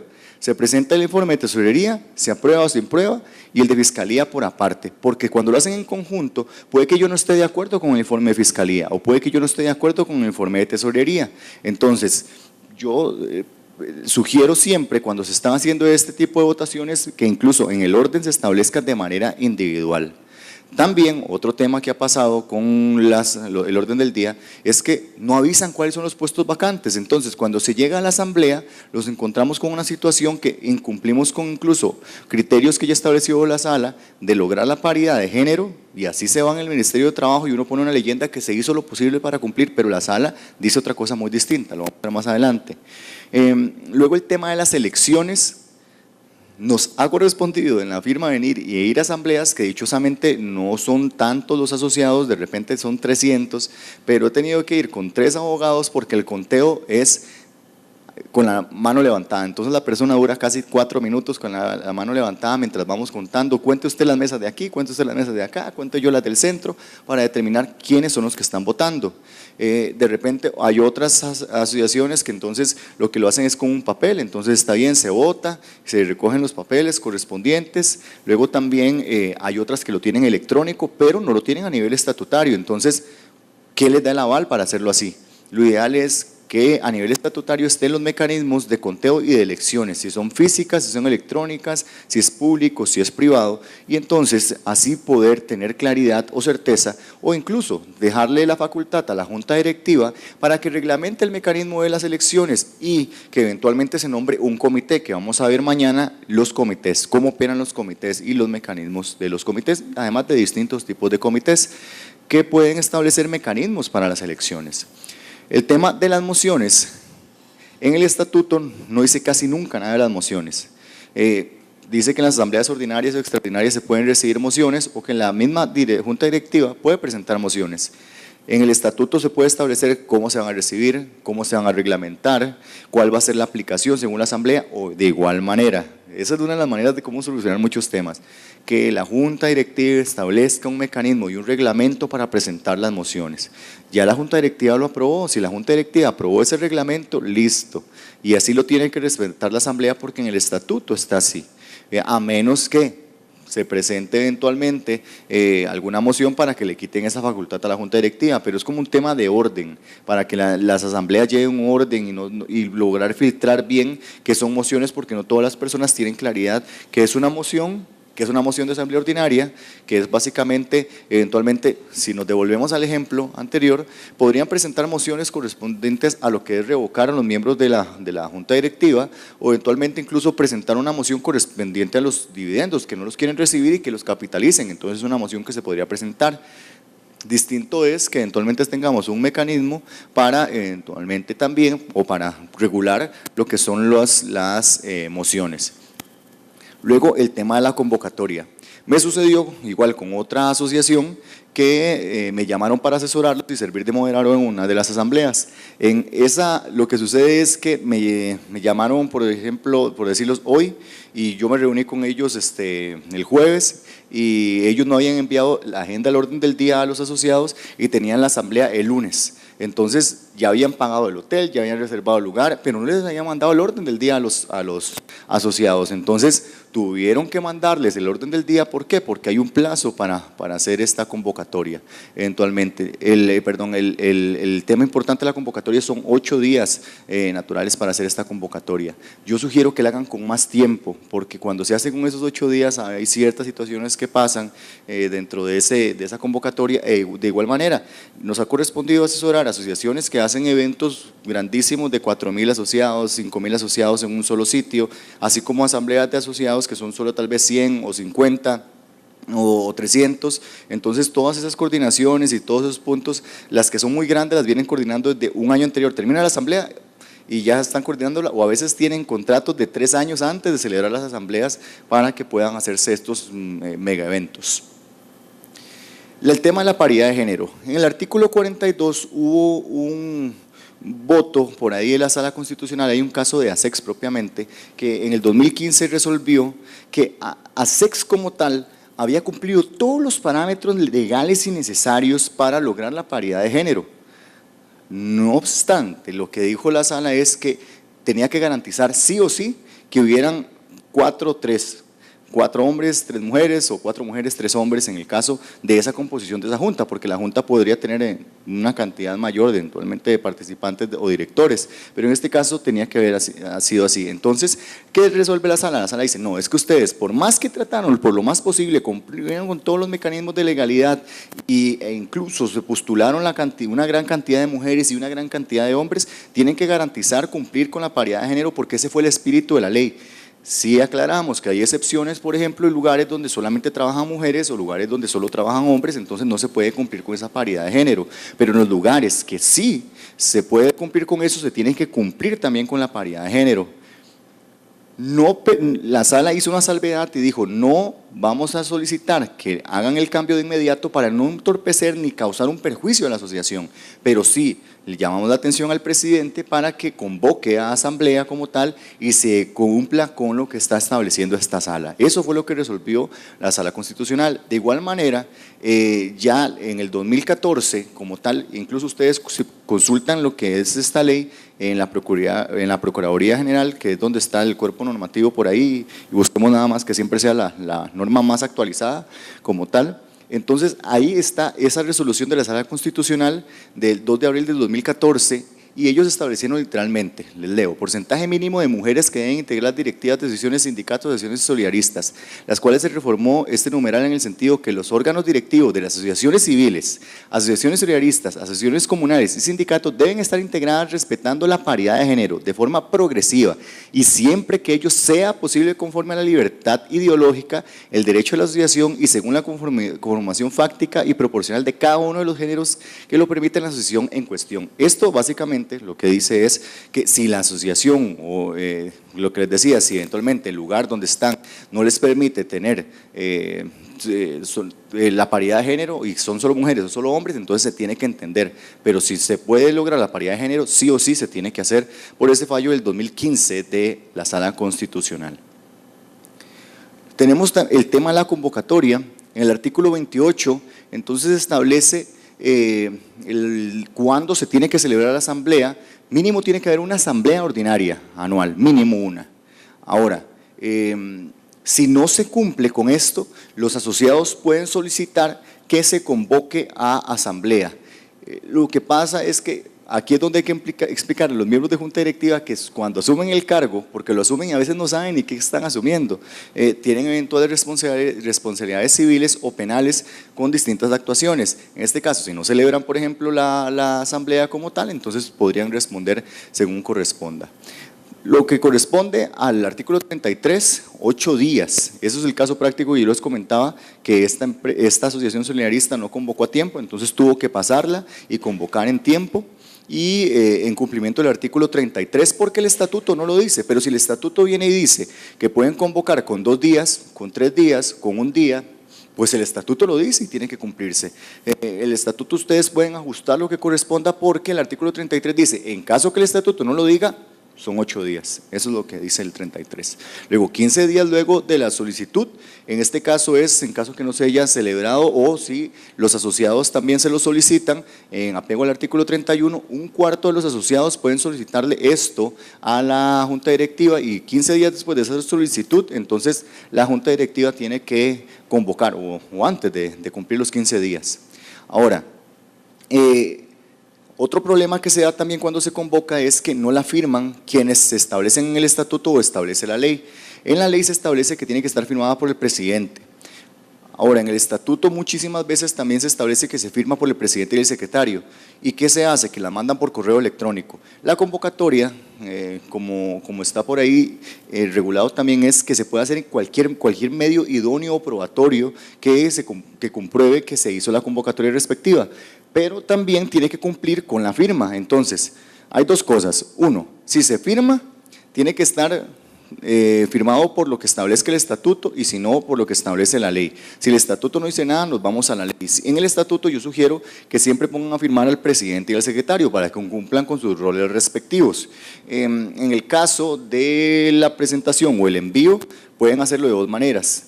Con un PDF firmado con puño y letra y envían el documento firmado por el presidente y el secretario o con firma digital por el tema de equivalencia funcional.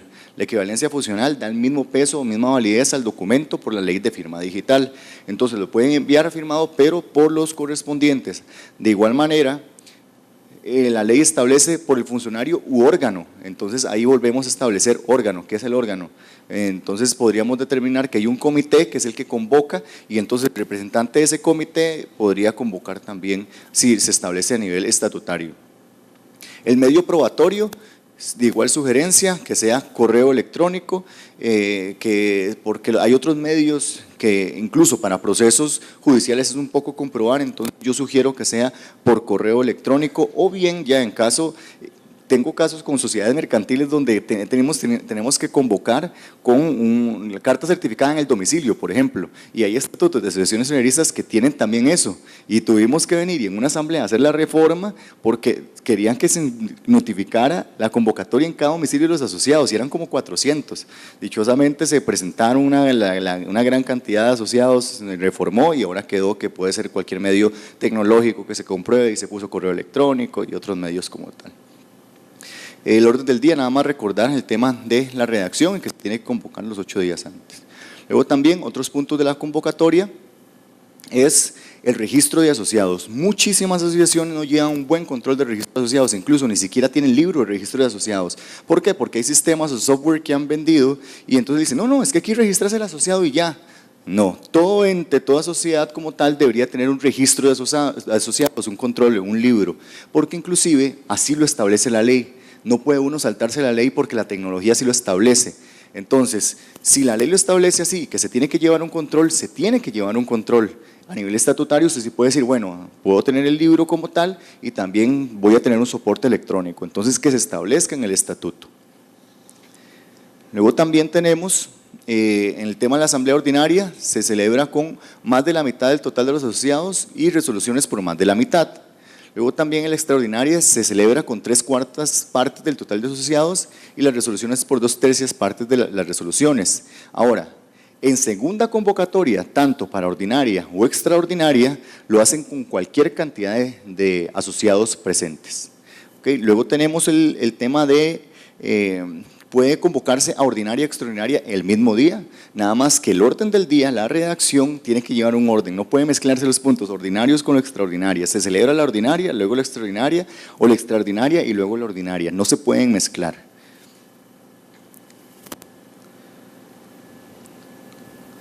Ahora vamos a ir viendo poco a poco ciertos dictámenes o casos prácticos que han sucedido en solidarismo. Abogado en asamblea ordinaria. A mí me pasó, no propiamente ese dictamen, pero a mí me pasó que estaba convocada una asamblea ordinaria y en esa asamblea ordinaria estaban votando la aprobación de un fondo de mutualidad y mocionaron que si yo podía estar dentro de la asamblea y yo les iba a presentar uno de los puntos de por qué razón el fondo de mutualidad podía utilizarse. Entonces todos votaron que sí, pero mocionaron que sí yo podía estar. ¿Qué es lo que sucede? Que en este caso fue propiamente la Asociación Solidarista del MOP y se determinó y se preguntó de que si era obligatorio. Esa es la pregunta del dictamen, que si era obligatorio que hubiera un abogado en asamblea. No, no es obligatorio, o sea, la asamblea se celebra tal cual como lo establece la ley, no obstante, el dictamen lo dice que se puede tener asesoría para el cumplimiento, pero que si la asamblea determina que no puede estar un tercero o alguien ajeno a lo correspondiente a la celebración de la asociación, pues no se hace, o si quieren que nadie modere, no modera nadie, o la asamblea va a determinar por ser soberana. Eso fue del año 2014. Luego también asociados que laboran como interinos, ese fue un criterio que nosotros trabajamos con la Asociación Solidarista de la Universidad Técnica Nacional. Ese criterio es el que yo les comentaba, donde estaba el tema del domicilio, donde estaba el tema de los interinos como tal. Este criterio es muy interesante, muy enriquecedor, porque la Asociación Solidarista de la UTN, como ustedes pueden verlo porque es público ese criterio, tiene una situación particular que la parte patronal no le gira lo que es el aporte patronal a los interinos, siendo que como son interinos entonces no tienen aporte patronal. No obstante, ya los tribunales de trabajo, la Sala Segunda, la Sala Constitucional, la Procuraduría General de la República, la Contraloría General de la República se ha pronunciado sobre eso y ahí incluso nosotros casi que hicimos o le dimos las bases al Ministerio de Trabajo para que resolviera y dijimos, vean, aquí están las fuentes para que nos resuelva. Algo muy curioso de este dictamen, casi nunca lo había hecho el Ministerio, dice, nosotros vamos a resolver sobre esto, no obstante, los alcances de lo que tiene que hacer la UTN lo tiene que resolver la Procuraduría General de la República porque es un ente público, pero nosotros vamos a resolver porque ustedes son la Asociación Solidarista que nos está consultando. Entonces hicieron como una salvedad y ese criterio se lo hicimos llegar a la Asociación Solidarista y básicamente dijeron justamente que sí, que al ser interino igual estaba con más de un año, el patrón estaba en la obligación de girar el aporte patronal como tal. El tema del domicilio sí lo dijo, de que queda a criterio del patrono determinar si le da o no le da dónde estar, dichosamente lograron con el convenio. El convenio lo negociaron un tontito antes por aquello de presentarles este dictamen, entonces lograron el convenio, ahora están ellos viendo el tema patronal y de igual manera en el dictamen, ustedes lo pueden ver por ahí, el patrono decía que el software de ellos no les permitía básicamente girar el dinero porque el sistema no les permitía meter interinos, entonces el Ministerio de Trabajo también dice que no es excusa que un sistema o un software no les permita hacer eso. Posteriormente también tenemos el del Banco Central, este dictamen del año 2006, que son los empleados de tiempo definido, viene a reforzar esto, que les permite sí a los empleados por tiempo definido ser asociados, no obstante hace la aclaración que los empleados por tiempo definido por menos de un año, porque después de un año el mismo código de trabajo y la sala segunda establecido que ya se entiende por tiempo definido, pero por menos de un año sí pueden ser asociados, se tiene que establecer cuáles son los beneficios o los parámetros de ellos, pero en efecto el patrono no está en la obligación de girarles el aporte patronal. Luego, el tema del dictamen del año 2013, el aporte patronal no puede garantizar deudas, de igual manera, eso ya el Ministerio de Trabajo no es solamente un dictamen, tiene varios, tiene el año 2002, 2005, 2007, 2010, es el 2013 y creo que va a salir uno dentro de pocos días también de otra asociación solidarista, pero es un tema un tanto más delicado, pero sí establece esto que no pueden garantizar deudas. ¿Qué es lo que hace a nivel práctico las asociaciones solidaristas? Sí ponen a veces a hacer este tema de liquidación que yo les comenté para que lo firmen y sirva como sustento para que cuando se haga algún reclamo de alguna u otra manera, entonces el colaborador pues pague.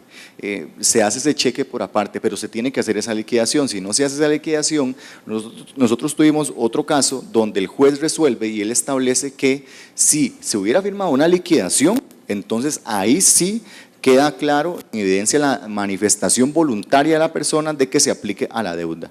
Entonces ya hay fallos, por ahí ese fue del Tribunal de Trabajo, porque no lo quisimos llevar al SAD, en ese caso decidimos pagar y devolver el dinero porque no queríamos pelear más, pero el tribunal sí había resuelto literalmente eso, que si había una liquidación que expresamente lo dijera, se diera. Ahora, tuvimos un caso de una empresa privada que era de préstamos como tal, y ojo que son extremos laborales, y él había autorizado de que de sus extremos se pagara la deuda, y el Tribunal de Trabajo de menor cuantía, cuando existían, ya recientemente eliminados, resolvió que si lo autorizó expresamente, a pesar que son extremos irrenunciables, servían para pagar la deuda, y ya que era un ente tercero ajeno al patrono. Entonces, muy curioso ese fallo también del Tribunal de Trabajo de menor cuantía del segundo circuito judicial. Ese fue hace aproximadamente unos 2 años, entonces son recientes.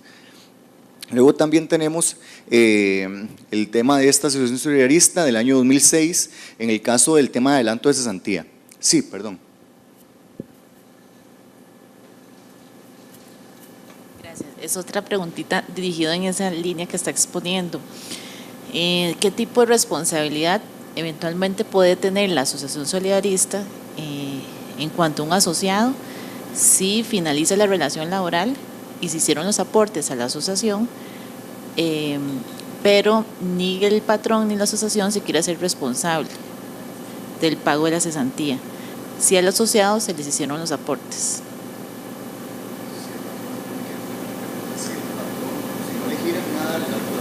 Exacto, se hicieron los aportes a la asociación por parte del trabajador y la parte patronal. Finaliza la relación laboral, entonces, ¿qué tipo de responsabilidad eventualmente puede tener la asociación si no quiere devolver ese aporte de la cesantía? No sé si escucharon bien la pregunta, pero básicamente es qué pasa si una asociación no devuelve lo correspondiente, tanto sea el aporte obrero como el patronal, y de repente tenía que devolverse, así es, ¿cierto? Ok, si no se devuelve. Hay responsabilidad siempre para lo que son los miembros de junta directiva y para la misma asociación como tal, siempre va a tener una responsabilidad los miembros de junta civil, penal, y esa penal obviamente es personal, ¿verdad? ¿Por qué? Porque les voy a poner un ejemplo, y es parte de lo que queda mañana, pero no importa, les voy a poner un ejemplo. Resulta que la junta directiva no pagó las cuotas de la caja, inician un proceso por apropiación y retención indebida, no solamente va a responder la asociación, sino que la junta directiva en su carácter personal también van a poner a responder a los directivos. Ahora, en este caso puntual de que si no se le da ni el aporte obrero ni el patronal y no se le entrega propiamente al colaborador cuando se le tenía que entregar, entonces él inicia el proceso laboral como tal y entonces se determina si hay que devolver ese dinero. Si no se devuelve, entonces el juez va a obligar a que se devuelva ese dinero, y si puede haber desacato de autoridad si no se devuelve, o bien embargar los bienes de la asociación para que devuelva el dinero de alguna manera con algunos de los bienes embargados, o inclusive, como yo mencioné anteriormente, si acaso alguien presenta algo de apropiación y retención indebida porque es un dinero que le corresponde a la persona, porque ya no es una expectativa de derecho. Lo que es el aporte patronal es un derecho real que ya tiene la persona, entonces se presenta, podría reclamar, entonces hay responsabilidades de todo tipo. Habría que analizar cada caso concreto porque de repente el artículo 20 de la Ley de Asociaciones establece que en caso de que haya alguna deuda, entonces usted sí puede retener lo que son el aporte obrero, pero el aporte patronal siempre lo tiene que girar y justamente ese dictamen del año 2013 lo establece, siempre lo tiene que girar. Sí. En derecho público, que es un poco más complejo todavía, recuerdo, gracias, haber visto un criterio, creo que de la Procuraduría, en el sentido de qué pasaba cuando una organización pública hacía aportes patronales y después se determina que no, o hay una controversia si correspondía o no. ¿Qué hace la asociación solerista? La asociación solerista los entrega y es problema del asociado posteriormente si por una resolución de la entidad o de la Contraloría o quien corresponda tiene que devolverla. Pero es responsabilidad de la asociación entregar en el momento en que cesa la relación laboral los extremos que tiene bajo su administración. De hecho, a nivel de reglamentario, esto pasa mucho y pasaba muchísimo con las asociaciones antes, que se quedaban calladitos y no le devolvían a la persona el aporte obrero, el aporte patronal, incluso el aporte obrero, no se lo devolvían a ver si reclamaba o no reclamaba. El reglamento de la Ley de Asociaciones le da 15 días a las asociaciones para devolver el dinero, son 15 días. Pero algunas se quedan callados. ¿Y por qué? Porque entonces si pasa un año, la sala segunda ha determinado que si pasa un año y no reclamaron, entonces ya no pueden reclamar ese derecho, ya les prescribió. Entonces muchas asociaciones jugaban con eso y no lo daban, pero ya el Ministerio de Trabajo se ha pronunciado y dice, no, usted tiene 15 días para devolverlo, y eso mismo lo dice incluso ese criterio, tiene 15 días, si usted no lo devuelve en 15 días, eso está regulado en el reglamento en el artículo 12, entonces uno tiene que revisar muy bien eso, e incluso si el reglamento establece eso, si en el estatuto uno dice, bueno, ocupa un margen más por un tema de liquidez, lo puede establecer, pero a nivel reglamentario son 15 días. Algo importante que indica el compañero es que en efecto la asociación está en la obligación de entregar. Ya si el patrono giró o hizo algo, pero la asociación tiene en resguardo eso, la asociación está en la obligación de entregar. Tiene una preguntita por allá, luego voy con usted.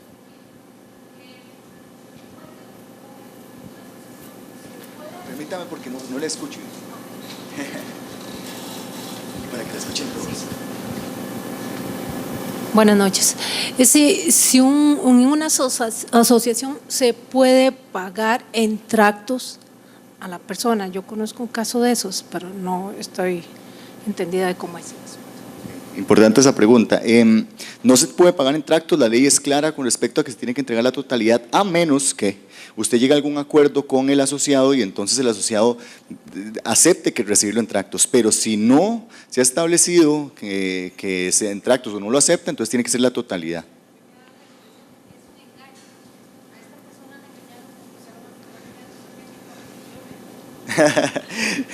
Sí, puede pasar. Tenía otra pregunta por acá. Gracias. Yo quisiera saber, según su experiencia, ¿verdad? Si existe alguna consideración o algún acuerdo previo, por ejemplo, que proteja al patrono ante incumplimientos del pago del aporte patronal por parte de la cesantía del trabajador. Por ejemplo, yo soy patrono y siempre aporté parte de la cesantía de mi trabajador girándola a la asociación, pero resulta que a la hora de hacer las liquidaciones la asociación no la paga. Entonces yo como patrono, sigo siendo responsable por el pago íntegro de esa cesantía. Esa pregunta es curiosa porque hay algunos patronos que han querido meter mano en la administración de las asociaciones solidaristas justo por ese temor que tienen, de que la asociación solidarista entre en quiebra y deje sin nada a los colaboradores. El patrono queda exento de esa responsabilidad. Al momento que el patrono llega al acuerdo con la asociación solidarista como tal y usted entra como asociado, el patrono determinó que va a dar el porcentaje correspondiente de sus aportes.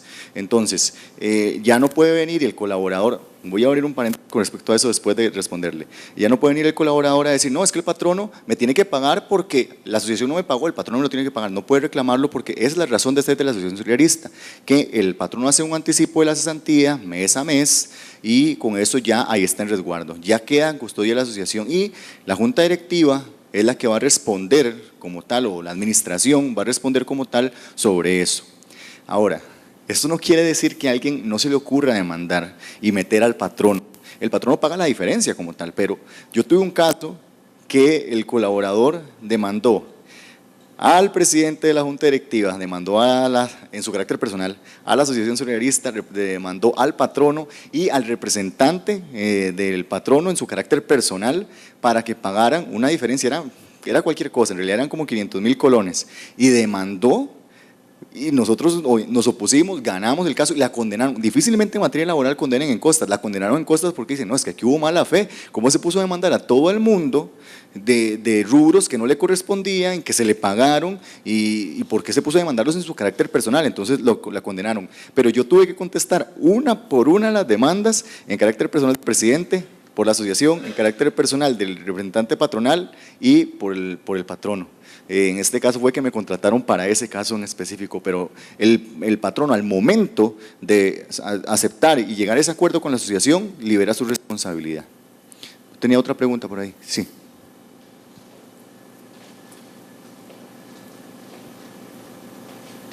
Gracias, licenciado. ¿En qué estamos haciendo la diferencia? La asociación es captación de ahorros de los trabajadores, de los asociados, ¿no es cierto? Hay un aporte del patrono, un porcentaje que dice, por cada trabajador voy a aportar tanto. Pero a la hora de una liquidación de despido, hay que separar, ¿no?, lo que es la liquidación obrero, lo que son el auxilio de cesantía, vacaciones y aguinaldo, totalmente de lo que es la asociación. La asociación tiene que pagar íntegro el ahorro del trabajador, ¿no es cierto? Y la cesantía, es así, la puede negociar con el trabajador que se la paguen en tractos. Eso es lo que tengo entendido. Quisiera que me lo aclarara, por favor. Sí, el tema con respecto a cuando ya se desvincula, por ejemplo, para responder esa pregunta voy a ir con este criterio. Cuando alguien eventualmente renuncia a la empresa, es despedido por justa causa o sin justa causa, como lo establece ahí, se pensiona o por invalidez o por vejez, o en caso de muerte, en esas condiciones que están ahí, esas 5 condiciones, se le tiene que girar al colaborador lo que es el aporte obrero y el patronal. Ahora, el obrero como tal está sujeto a si tiene deudas con la asociación. Si tiene deudas con la asociación, entonces se hace como un tema de liquidación, y si tiene algo a favor, entonces se le da. Si no tiene nada a favor, entonces queda sin ahorro. Pero el aporte obrero siempre se le tiene que dar, que básicamente ese aporte obrero es esa cesantía, que es un derecho real que ya le corresponde al colaborador. No es en tractos, en este caso se le da en su totalidad, lo que tenga ahí de aporte obrero sea, y por eso es que se rompe el tope de cesantía, y ese criterio del tope de cesantía es muy, hay toda una doctrina escrita y un artículo muy interesante que había desarrollado el Ministerio de Trabajo cuando se rompió el tope de cesantía con esto, porque ni siquiera se ve si son 8 años, sino puede ser 12, 13, 14, un cálculo de 20 años, y si eso tiene, se le da en su totalidad. No puede la asociación decirle, no, te voy a dar ahorita 100.000, el otro mes 100.000, no, le tiene que dar la totalidad. Sí, sobre la responsabilidad patronal de cara a las prestaciones giradas, hay un caso que recientemente me involucré y que me parece que eventualmente podría subyacer una eventual responsabilidad. ¿Por qué? Porque esa asociación desde el 2013 no nombra una junta directiva, imagínense.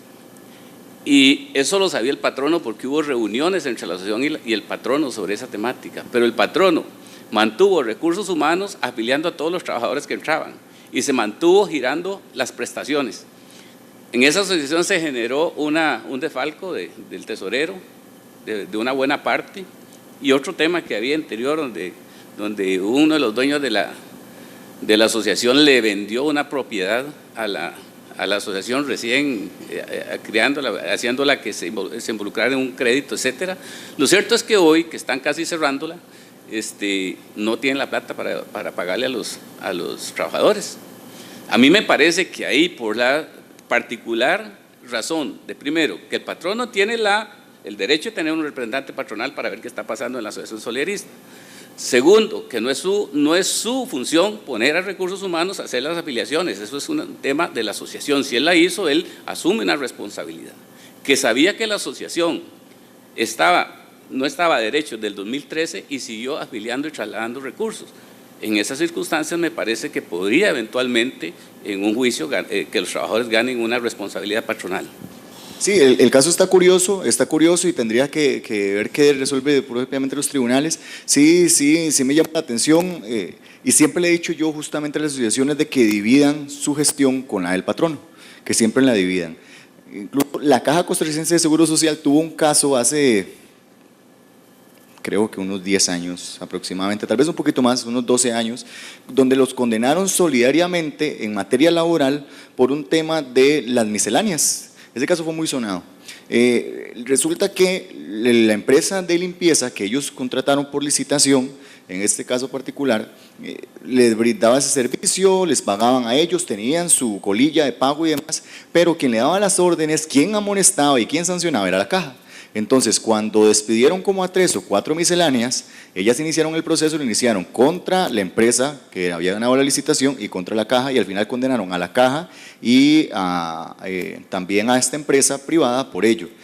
Aun cuando la Caja comprobó que el patrono, según el reporte de planillas y la orden patronal y demás, no eran ellos, pero sí se metían con el tema de la subordinación y demás. Entonces, habría que ver ese caso puntual, es curioso, el tema de involucrar a alguien para que administre la asociación. Ya han habido casos particulares de distintas asociaciones que han quebrado fruto de las manos del patrono. Esa es la razón de ser, de hecho, el artículo 14. El artículo 14 lo que busca es que el patrono no se inmiscuya ni ponga administradores como tal o gerentes o auditores en la gestión de la asociación para que no afecte. Sí. Solo para aclarar, no es que se inmiscuyó en la asociación, sino que me parece que de alguna manera él incumplió el principio constitucional de libre afiliación al poner a recursos humanos que cada trabajador que entraba en la empresa lo afiliara a la asociación. Es ahí el tema donde me parece que el patrono se apropió de funciones propias de la asociación y con un perjuicio claro para los trabajadores. Sí, claro, ese caso habría que esperar a ver qué resuelven. Ahí me pasa el correíto luego para ver qué resuelven los tribunales si lo está peleando por ahí. Ok. Seguimos por aquí. Luego tenemos esta de Acegollo, que es correspondiente a los excedentes. Esto es un caso muy común, que los asociados renuncian a la asociación pero siguen trabajando con el patrono. Entonces, ¿qué es lo que ha dicho el Ministerio de Trabajo? Y esto se ha referido igual unas 3 o 4 veces, e incluso también la Sala Constitucional se ha pronunciado y la Sala Segunda creo que se pronunció por ahí el año 2001, la Sala Constitucional se había pronunciado en el año 1997 con respecto a eso, y el Ministerio de Trabajo se ha venido pronunciando porque esa es una de las consultas más frecuentes que tiene. Entonces, el tema de los excedentes, en el año 1997 en la Sala Constitucional se presentó donde una persona le decía a la sala que él quería de su dinero, que se estaba apropiando de su dinero porque él había renunciado a la asociación y que no le daban su dinero. Entonces la sala le dijo, no, es que según lo que establece la ley, ese dinero se mantiene hasta en el tanto no se den esas condiciones que ustedes vieron por ahí arriba, porque si no, en ese caso sí se le gira el dinero que corresponde al aporte patronal. Ese aporte patronal como tal sí genera dividendos, sí genera excedentes. Entonces, ¿qué es lo que dice el Ministerio de Trabajo? Se tiene que determinar que cuando la persona renuncia a la asociación pero sigue trabajando, tiene que girársele los excedentes correspondientes. Ahora, ese criterio es muy curioso porque dice que cuando este tipo de casos se dan, también la Asamblea podría determinar cuánto es lo de excedentes que se le darían a los que renunciaron de la asociación, cuánto es el porcentaje, no dejarle dar excedentes, pero cuánto es lo que se aprueba darles a ellos, pero sí siempre tienen que generarle un rendimiento, una utilidad, pero nada más la Asamblea puede votar eso. Y eso el Ministerio de Trabajo no se ha opuesto, de hecho, bueno, tienen su derecho a recibirlo, pero la Asamblea también tiene su derecho a determinar que es alguien que no está aportando nada, que tiene su dinero ahí y nosotros todo el tiempo aportamos. Entonces, como nosotros todo el tiempo aportamos, podemos determinar cuánto es el porcentaje. Si de una u otra manera el Ministerio dijo que no sea ruinoso, un porcentaje que sea razonable y afín al que ellos están estableciendo. Ahora, para ir concluyendo, con respecto a lo que tendríamos el día de mañana, es desarrollar el artículo 4, pero afín con el tema de las actividades lícitas y los contratos que se pueden celebrar. En razón de que este artículo 4 es tan amplio, es porque las asociaciones solidaristas tienen distintos tipos de contratos. Tienen descuentos de facturas, tienen hipotecas, y las hipotecas les han puesto muchísimos nombres, pero la hipoteca al final del día es una garantía real. Le han puesto que hipoteca revolutiva, que hipoteca de vivienda, que de vivienda, de primera vivienda, de remodelación, otros tipos de nombres. A las prendas también les han puesto que de vehículo nuevo, que de vehículo usado. Al final del día son garantías. También tienen los que les llaman los créditos, hay asociaciones que llaman que los rapiditos, hay asociaciones solidaristas que tienen tarjetas de crédito operando como tal dentro de lo que es la gama de sus servicios que ofrecen. También tienen los créditos fiduciarios donde tienen pagarés. Entonces yo mañana lo que voy a desarrollarles un poco es ese tipo de garantías y los problemas más comunes con esas garantías. ¿Qué es lo que pasa en la redacción de estas garantías, de la ejecución, los cuestionamientos que se dan cuando hay una hipoteca que está mal redactada, cuando hay un pagaré que está mal redactado, una letra de cambio mal redactada, también cuando la situación que estamos viendo con los tribunales de justicia es un poco atípica? ¿Y por qué atípica? Porque están resolviendo muy rápido las resoluciones intimatorias últimamente, por ejemplo, pero si usted se atrasa con algo puede durar 8 meses, 9 meses para que le subsanen algo. Entonces, estas resoluciones o el documento que usted presente para ejecutar tiene que ser a prueba de balas, que el juzgado ni siquiera refute o lo prevenga con respecto a algo. Por ejemplo, ha pasado muchísimo que se hacen prendas o hipotecas y no queda clara la base. Entonces tenemos que acudir o a la municipalidad o a peritajes o al Ministerio de Hacienda para tener clara la base para poder rematar el bien. Entonces eso atrasa la gestión. Y por ejemplo, ¿cómo voy a yo pagarle a un perito para capturar un vehículo, para que me haga un avalúo de un vehículo que yo no tengo? Tengo que capturar el vehículo para que venga el perito y lo valore. O sea, es un tema un poco complejo y de repente son situaciones que se dan. ¿Por qué? Porque no tuve claridad con respecto a cómo dice la garantía. Este tema también de los contratos de todo tipo es porque nosotros de hecho asesoramos uno de los primeros contratos que se hicieron con bancos de garantías mobiliarias. Entonces las garantías mobiliarias, cómo ver esos contratos de garantías mobiliarias, entre otras cosas. Este artículo 4 literalmente dice que las asociaciones pueden celebrar contratos de toda índole, ni siquiera lo limita, y realizar toda especie de operaciones lícitas. Y luego, más adelante dice, ¿para qué? ¿Cuál es su fin? Para el mejoramiento socioeconómico de sus afiliados en procura de dignificar y elevar su nivel de vida. Aquí es donde también vamos a determinar qué es lo que puede hacer la Junta Directiva, cuáles son los alcances de la Junta Directiva para la toma de decisiones en procura del beneficio de los asociados, porque todo es lícito, pero en realidad eso lícito le beneficia o no le beneficia a los asociados. Entonces esos son temas que se entran a analizar y de repente un asociado puede decir, no, es que esto que hicieron, esa inversión que hicieron no es válida. Ahí es donde se tiene que reglamentar cómo se puede hacer. Algo importante que dijo el compañero, lo del representante patronal, es algo que vamos a desarrollar mañana, de la participación del representante patronal, porque hay asociaciones que confunden lo que es el fiscal con el representante patronal, son figuras distintas, el representante patronal del fiscal. De igual manera también hay otros aspectos de la Junta Directiva que vamos a desarrollar, además de esto. Esto sería de mi parte. Muchísimas gracias por el tiempo y espero que mañana también me puedan acompañar.